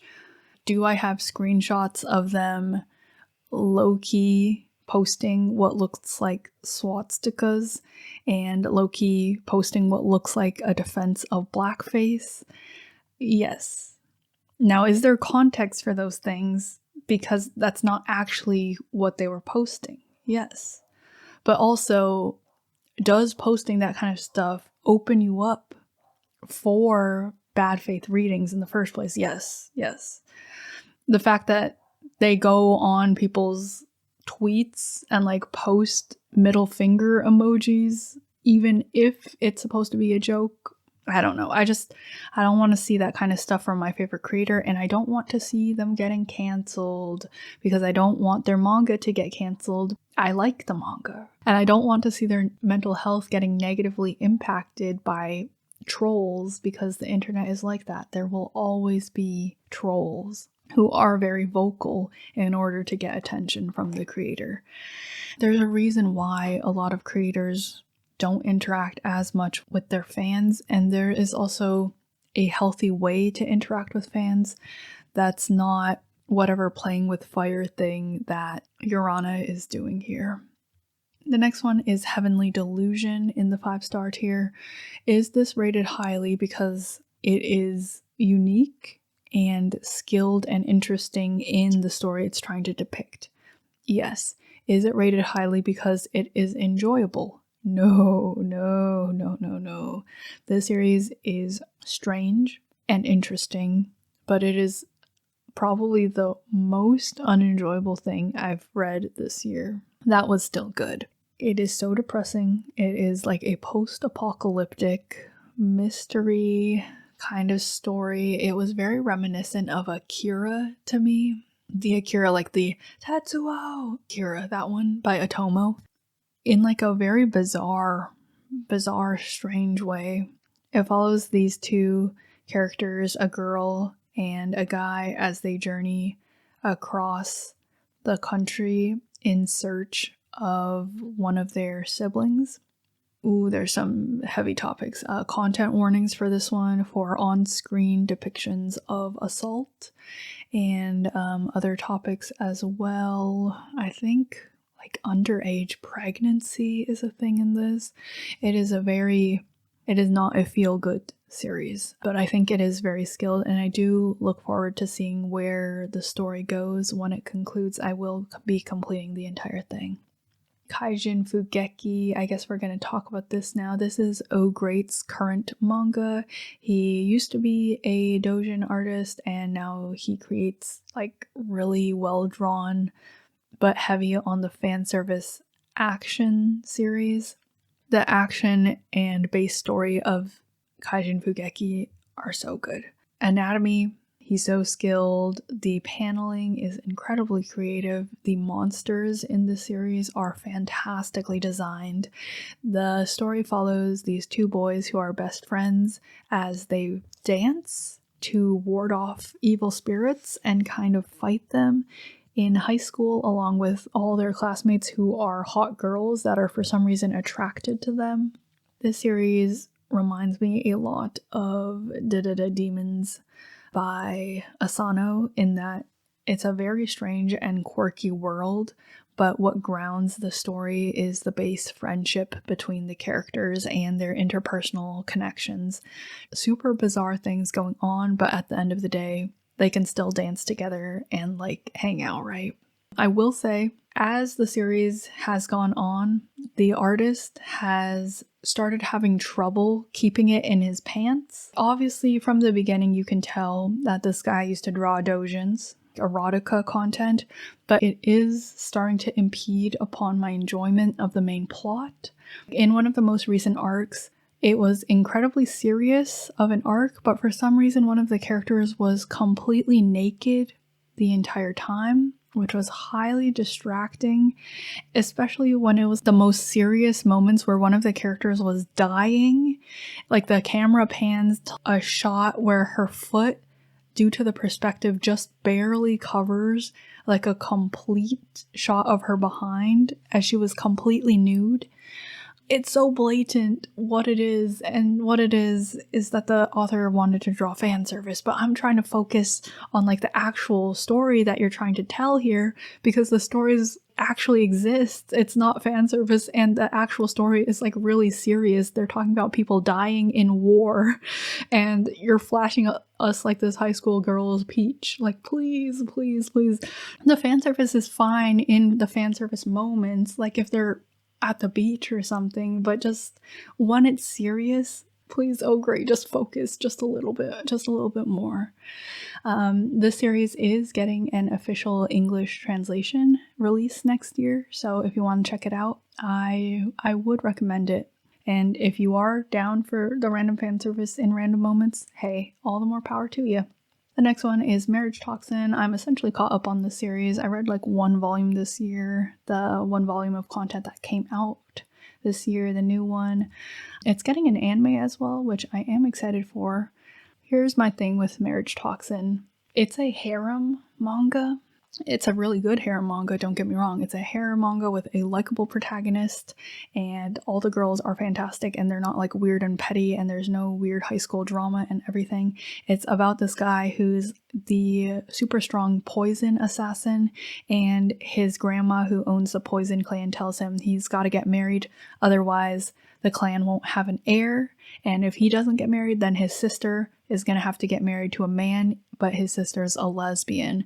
So he's trying to find someone to marry so his sister can be happy with a girl. So he goes around and he's kind of hopeless at romance, but not really, because he's really good at being cool. He saves this character who is a marriage counselor. So she kind of counsels him on how to brush up his riz so he can get girls. And he gets all these girls, and they're all part of his harem now, and he's like fighting people because they all have their own like familial issues and stuff, and they're all kind of assassins, so they can all kind of fight. Here's my issue with this series, and it's just like a personal thing because this is my preference for harem series. I always root for the first girl in the harem. I always root for the first girl in the harem without fail. It's always usually the first one because that's the one that connects with the main character first and connects with us first. Now, the first girl, or I guess the first person in his harem in this series is Kinosaki, the blonde. And if you've read the first volume of this series, you know the inherent problem with that fact.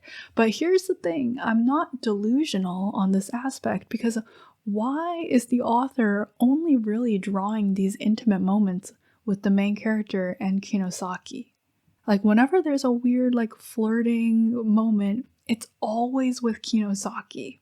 To the point where I have a feeling for some reason, either they're gonna break the thing where his grandma says he's gotta get married, like he's gonna win her over somehow, or it's gonna be revealed that Kinosaki is actually a... Would it be cool if that was not the case? Yes. But I don't know if the series has the balls to do that. I don't know if the network and the magazine has the balls to okay that. I do love the next two girls as well. Like if he can't end up with Kinosaki, I definitely would prefer the green-haired girl. I think her hair is green. The one that owns like her family business. The heir girl. And then the one after that as well. I don't remember which one that was. The rest are kind of, they don't have enough chemistry with him because they got added on later. So they don't have like as good of a relationship with the main guy.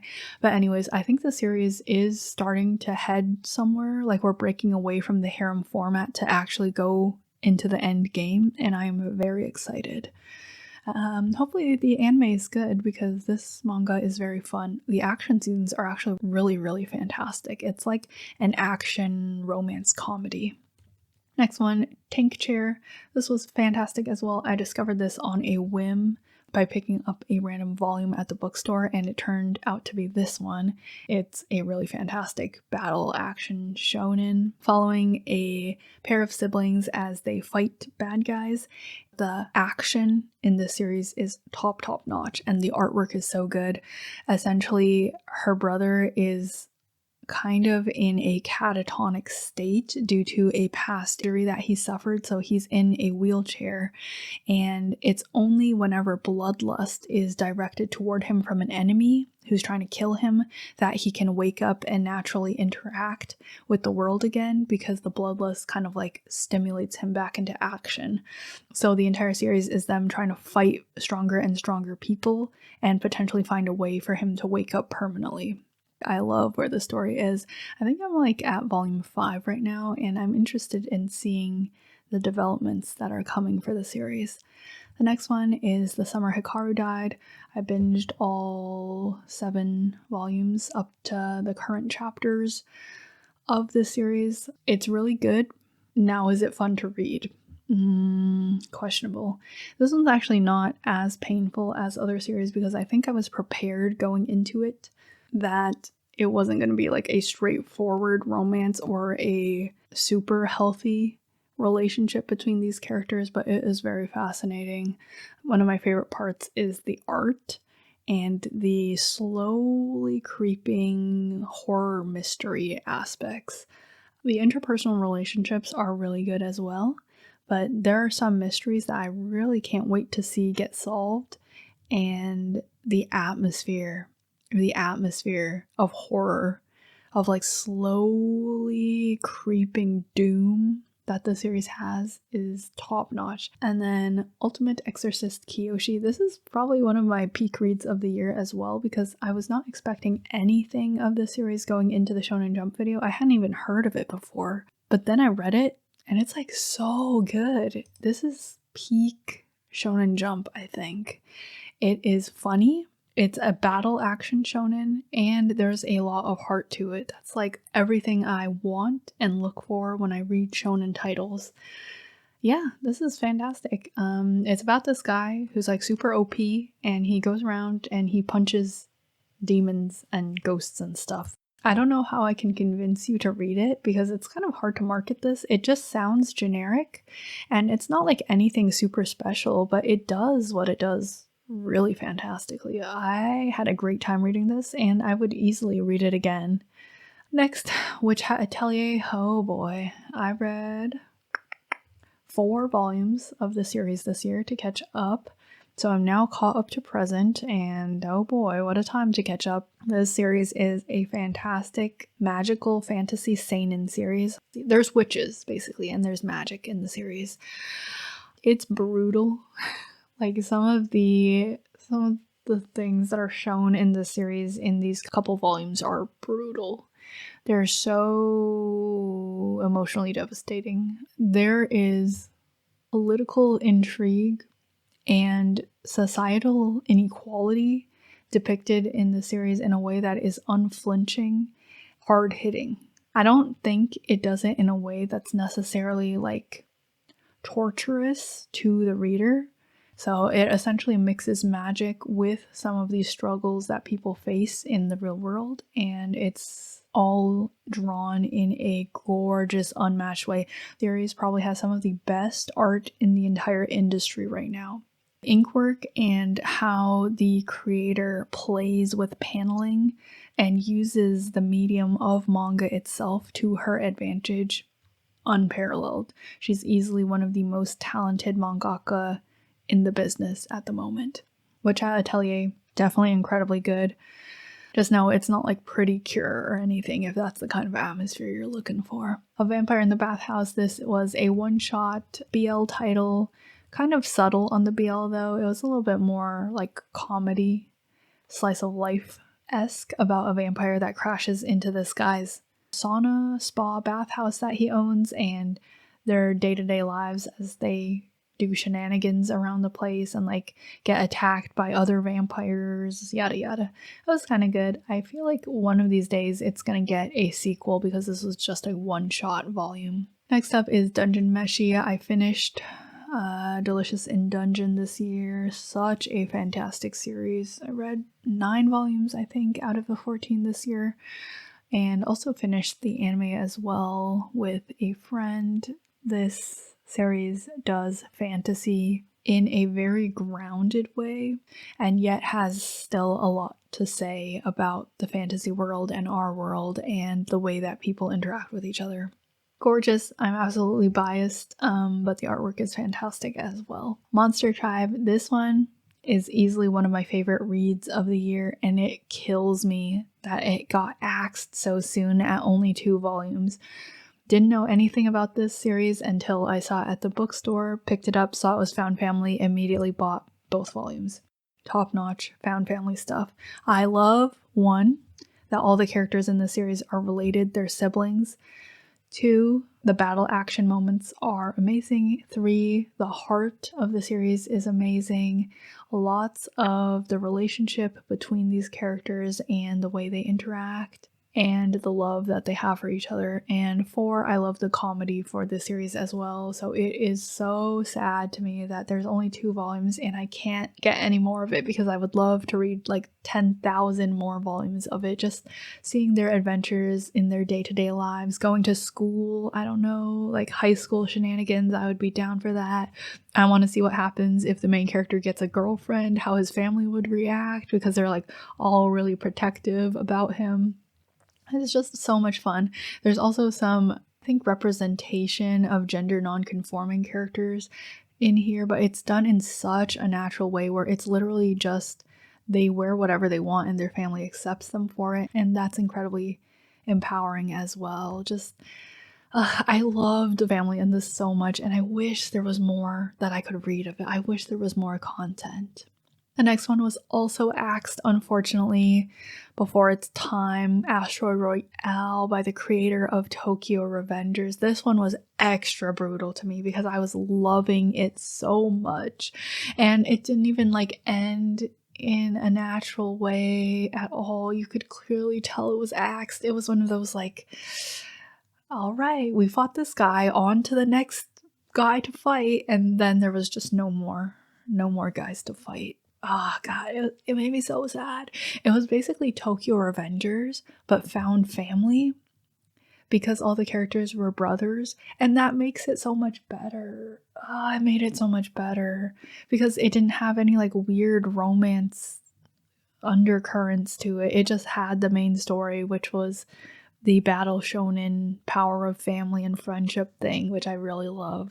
Shonen Jump, I don't know, whoever's making the decisions to axe these titles, like, are they even talking to the fan base? I don't know. Or are they just looking at the money and having those like dollar signs swirling in their eyes? The next one I read was also axed.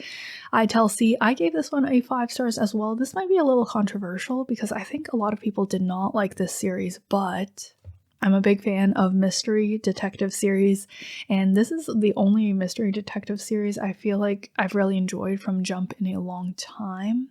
It follows a girl that solves crimes by falling in love with the perpetrators, which sounds kind of suspicious, but I think in this series, after like a little bit, you kind of can tell by falling in love, it's an obsession that's not necessarily romantic. Though there are slight romantic undercurrents to some of the perpetrators she interacts with, and there's quite an interesting phantom thief / detective relationship that was kind of a little bit Yuri-ful. Essentially, she takes the time to get to understand them and understand them from their psychology, and that helps her crack the case and solve like the murders that are going on.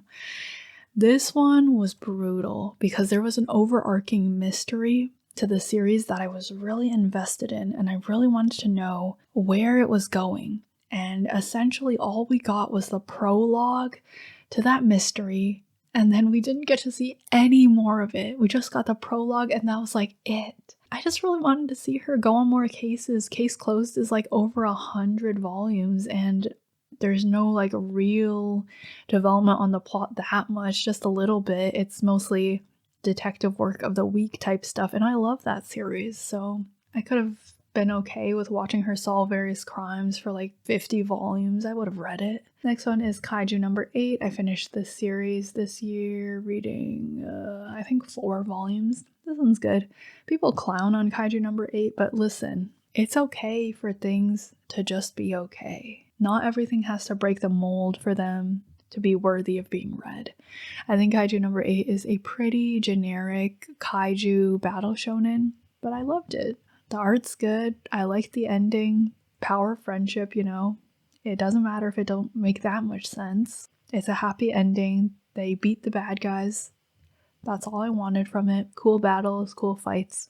Did I wish they kind of got a little more something with some of the relationships at the end? Yeah, but it was satisfying nonetheless.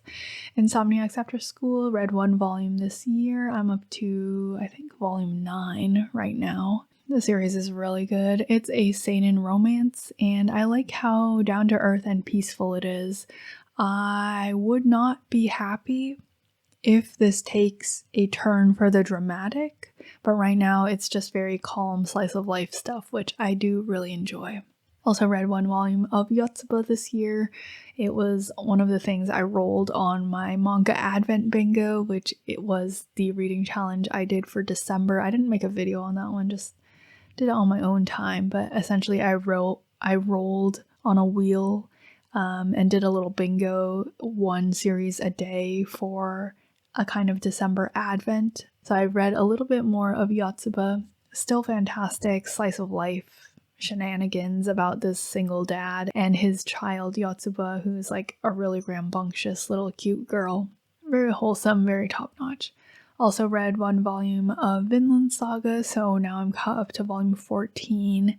I believe the series might be ending in volume 15. Volume 14 was, oh, it was brutal, but it was so good.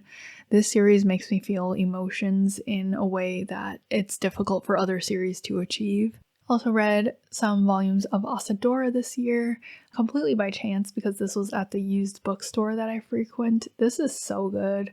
It's so good.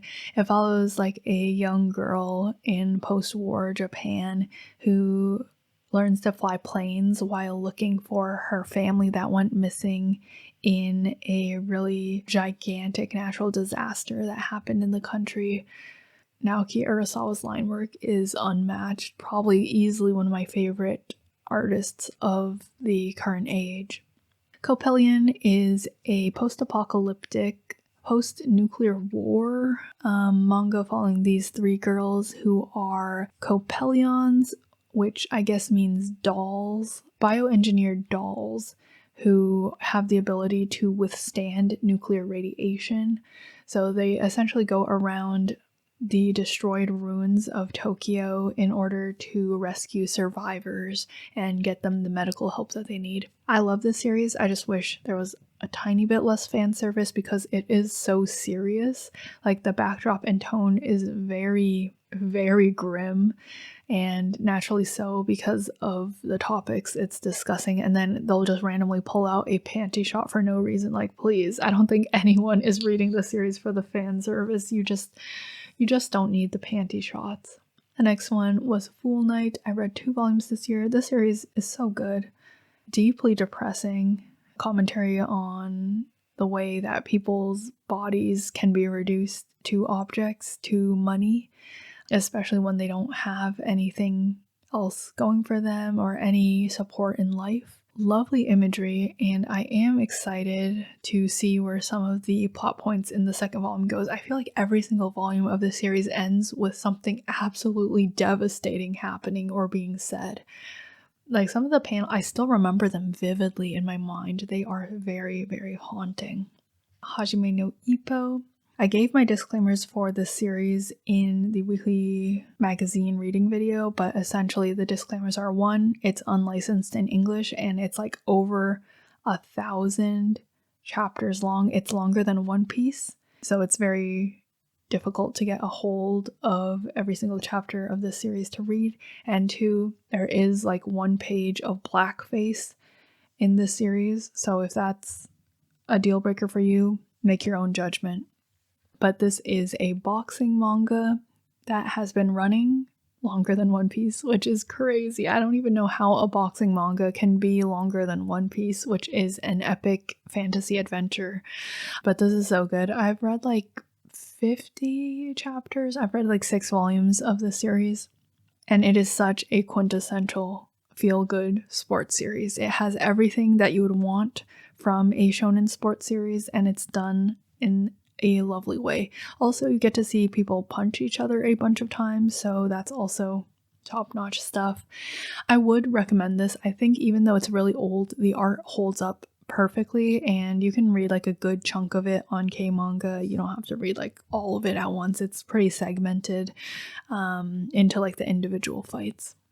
Next is Record of Ragnarok, specifically the manga adaptation of it. I read 3 volumes this year. I would have loved to read more, but I'm having like a difficult time finding more of it to read. This is just a straight up battle tournament manga following these different humans from history as they fight against like these mythological, not entities, mythological figures, I guess, from history. Like at one point you're fighting Zeus, and at one point they bring out Jack the Ripper to fight someone. It's just so good. Like if you're a battle shonen meathead, absolutely give this a read. I did try watching the anime for it, but I could not get through it. For some reason, the pacing just felt so off and slow, and the adaptation drawings were not that good. The cute one is Me. This is a shoujo rom-com following this guy who's like a playboy, but then he falls for this girl who is like dominant, and it kind of is one of those relationships where he's like the more submissive one and she's the more dominant one. It's pretty cute. I wish I could read more of it, but I don't think it's licensed in English yet. Yuri Espor, this is really good, okay? This is a Yuri series that genuinely has chemistry between the main characters. The art is good, there is no fan service, and it actually genuinely explores some of the struggles sapphic people might go through in real life, especially in Japan. Yet it somehow is still light and comedic and cute at the same time. This is some of like the most peak stuff. I don't know like why this is so slept on and no one ever talks about this, but this series is really, really good. I loved it a lot, especially since the two main characters kind of remind me of one of my favorite pairings from Return to Die, which is Ryo Sarah. The story is essentially this girl who really likes Yuri, draws in her sketchbook different girls she sees out and about in real life, and she has this little game with her best friend where she likes to conjure up fake Yuri scenarios for them. So for example, she'll see like two co-workers interacting or like getting coffee or something across the street, and she'll draw them in her sketchbook, and then she'll make up a story about how they're secretly dating or they secretly like each other or something like that. It's revealed to us, the reader, that they're not like lesbians, they are just co-workers, or they actually hate each other or something, and sometimes they actually like each other more than what the main character believes. It's that whole concept of like people watching, where sometimes you can just sit somewhere and you watch like the people go by and then you imagine what their life is kind of like. And then there's this overarching story about how she is engaged to be married to a guy, and she has like an inherent aversion to him, even though us as the reader, so far all we've seen of him is that he's actually a pretty normal guy. To her, he's kind of a monster because in a way he's taking her freedom and forcing her to live a life that she doesn't want to live, even though it's not really his fault and it's like an engagement that their parents set up. And then the main girl's friend has a crush on her, so it's very interesting, but it's done so well. I would highly recommend this one if you like sapphic stories. Top notch. This one is The Elegant Life of a Courtly Tea Witch, which was also a slightly sapphic story following this witch who has magic where she can make tea really well. I don't think it's isekai, but it kind of gives like the vaguely isekai fantasy vibes where she like serves a princess, and then I think they have like a little thing for each other, and there's like other people who can use magic, but their magic it's more offensive, it's more useful looking, but she passes herself off as just a lowly tea witch. So she doesn't have to go to war, and she can just live her life in the countryside how she wants to and be there to help the princess when she needs it. It's very fascinating. I read 2 volumes of the series and it was actually pretty good. I would rate it 5 stars. I think this one's underrated. It is published in English by a publisher that I don't really like, so the physical volumes are not the best quality, but the series itself is very good. The next one I read was Veil by Katori. This is the famous series with the really great artwork of these 2 very fashionable people. One of them's a blind lady and the other one's a policeman, and it kind of follows their love story / relationship with each other in Russia. I think they're in Russia, but mostly it's just an excuse for the author to draw their original characters very attractively and very creatively. This is very good, but it's not a traditional manga, so there's no real like overarching story. It's kind of a lookbook / vibes based series. Second to last is Pluto by Naoki Urasawa. I read 1 volume this year, so we're now to volume 4. For some reason, Urasawa's manga is so difficult for me to find near me. I don't know why. It's at the library, but then they don't have most of the volumes, or someone's always got it checked out, and then the bookstore never has the complete set. It's like this whole thing, but I'm on volume 4 of Pluto now, so we're slowly making it. I think we're at halfway, and boy, did something horrible happen at the end of volume 4, and now I'm like at a cliffhanger and want to read it more than ever. I have watched the anime of this series, but I don't think it was that good. It didn't really capture the emotional highs that Urasawa does in his manga with his gorgeous pen work, so I've kind of erased it from my memory so I can re-experience the original story the way it was intended to be. Pluto is so good, so good. I would highly recommend reading it. I think some of his other series can be a little intimidating because of how long they are, but Pluto is only 8 volumes, definitely worth a shot. And then last series of the video, last manga we read in 2025 was D. Gray Man. So this year, the author of D. Gray Man put out a new volume, which brings us to volume 29 of the series. I don't think I've ever seen a manga improve its rating so much before. This is a series that I used to read actually quite a bit when I was younger, like in middle school, because that was one of the classics back then when it first came out. It was kind of a action shonen. And Pandora Hearts, oh yeah, I remember Pandora Hearts. It was kind of like a little bit darker, a little bit of mystery, yet there was the relationships between the characters, there was the humor, and there was the battling weird evil things that came out of the woodworks. D. Gray Man, when it was in its nascent stage, I loved it a lot. Rereading it, the first part of the series is weaker than the latter half of the series by several leagues. I would rate the first 20 volumes of D. Gray Man 3 stars, the next 5 volumes of D. Gray Man 4 stars, so the next like 5 volumes, and then the most recent volumes that have come out are easily 5 stars, 5 out of 5. The artwork has improved so much, so much. The storytelling is now more focused, so instead of monster of the week type fighting, it's more focused on the actual mystery of the series, which has always been the best part of it. So it's making great strides, great improvements overall. I'm very proud of how far it's come. It's definitely worth a read, not for everyone, but especially if you're into kind of mystery, kind of vibey series that aren't incredibly grounded in reality. Now, I don't know when this is gonna complete, when the story's gonna wrap. I feel like we are slowly getting there, maybe in a couple volumes, but the release schedule is highly irregular, so maybe eventually once it's complete, I would recommend it. If I'm to do a little bit of reflection, I think the worst series we read this year was by far Rent a Girlfriend. When I tell you, I had to fight myself for several weeks to gather up the mental stability to actually give it a read, and then was immediately hit in chapter 1 in the first scene of that series by the protagonist jacking himself off under the covers because he imagined that his ex was doing it with another guy. It's unreal how bad this series is.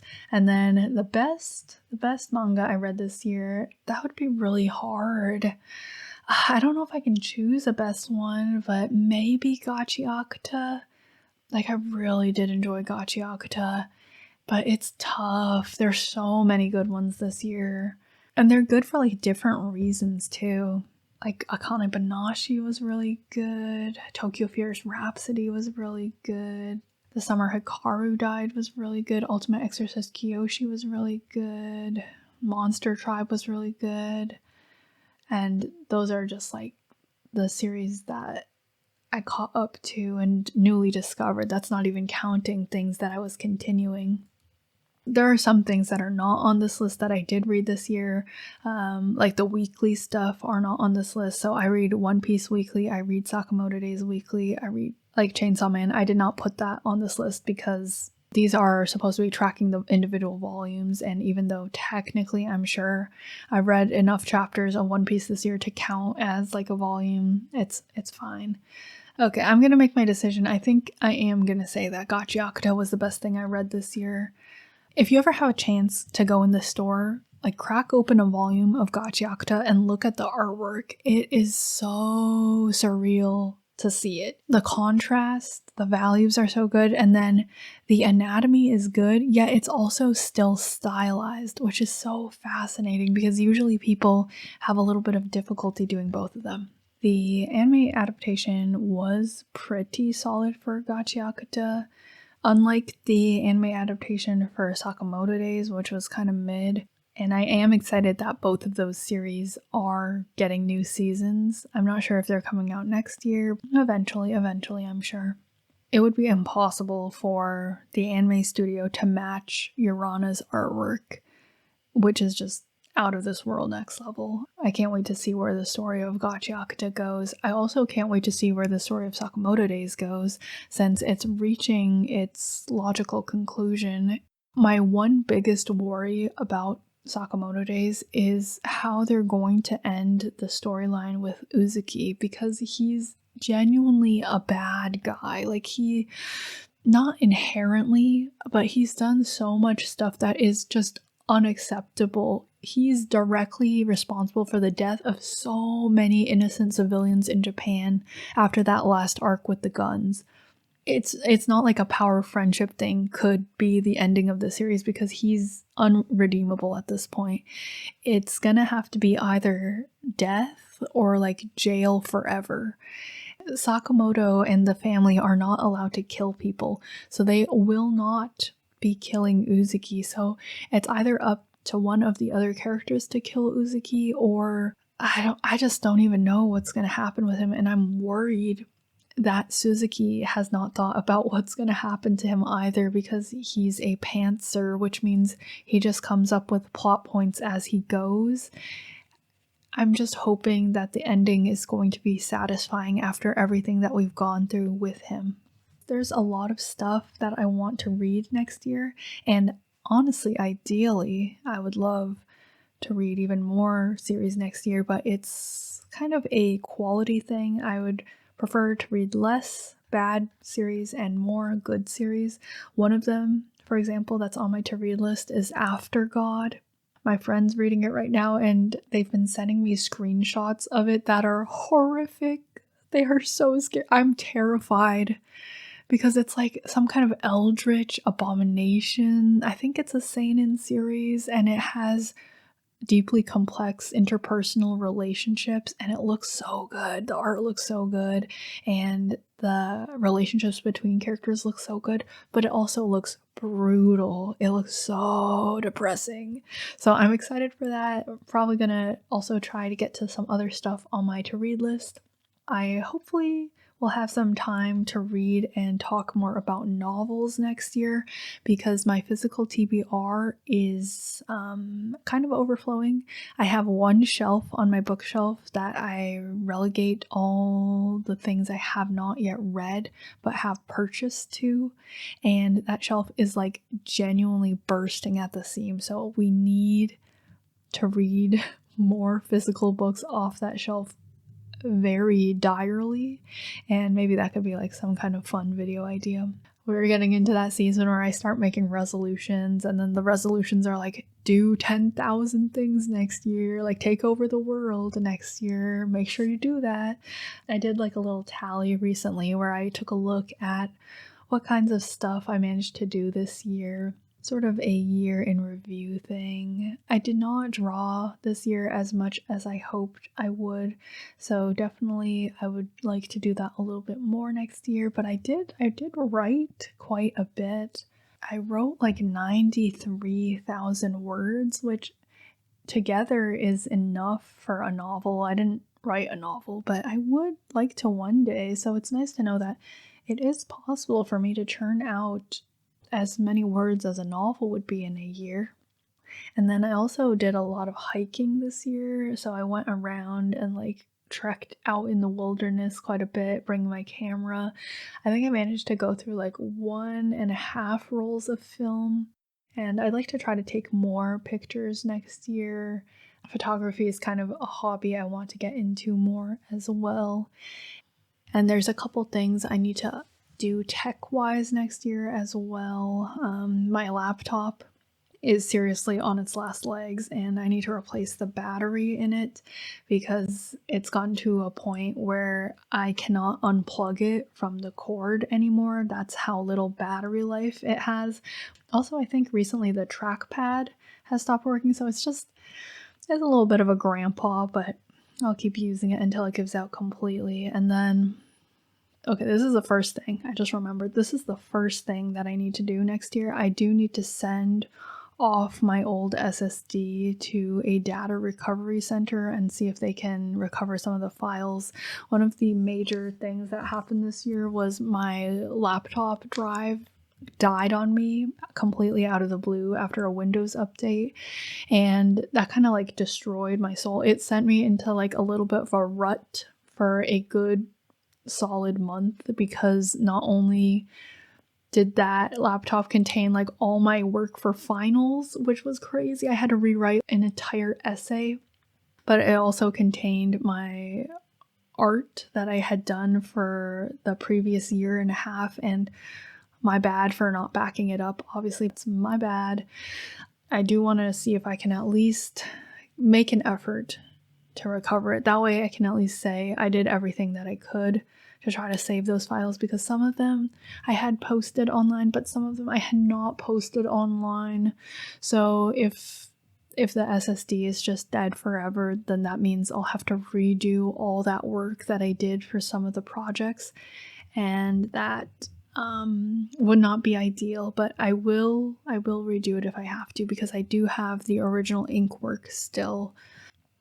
See how that goes. And then there's obviously some more stuff next year. I want to kind of get back into Your Turn to Die a little bit. This past year, and I guess last year as well, I've really been hitting my Sakamoto Days stride. Like, I created a lot of Sakamoto Days content, and I'm very happy with where my character explorations for a lot of the characters from that series are now. Like, my understanding of them are really good, but I like to kind of backtrack more into Your Turn to Die.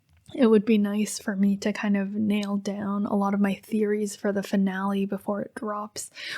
If you're a Your Turn to Die fan, I would not hold your breath for the finale to be released next year. I really don't think it's coming out in 2026. Now, if the creator proves me wrong, hell yeah, more power to him, but I really don't think so. I've been following him and his work for like 7 years now. I know kind of like his pattern of social media posts and stuff before he does a release, and I don't know, I think he might need a little bit more time to cook.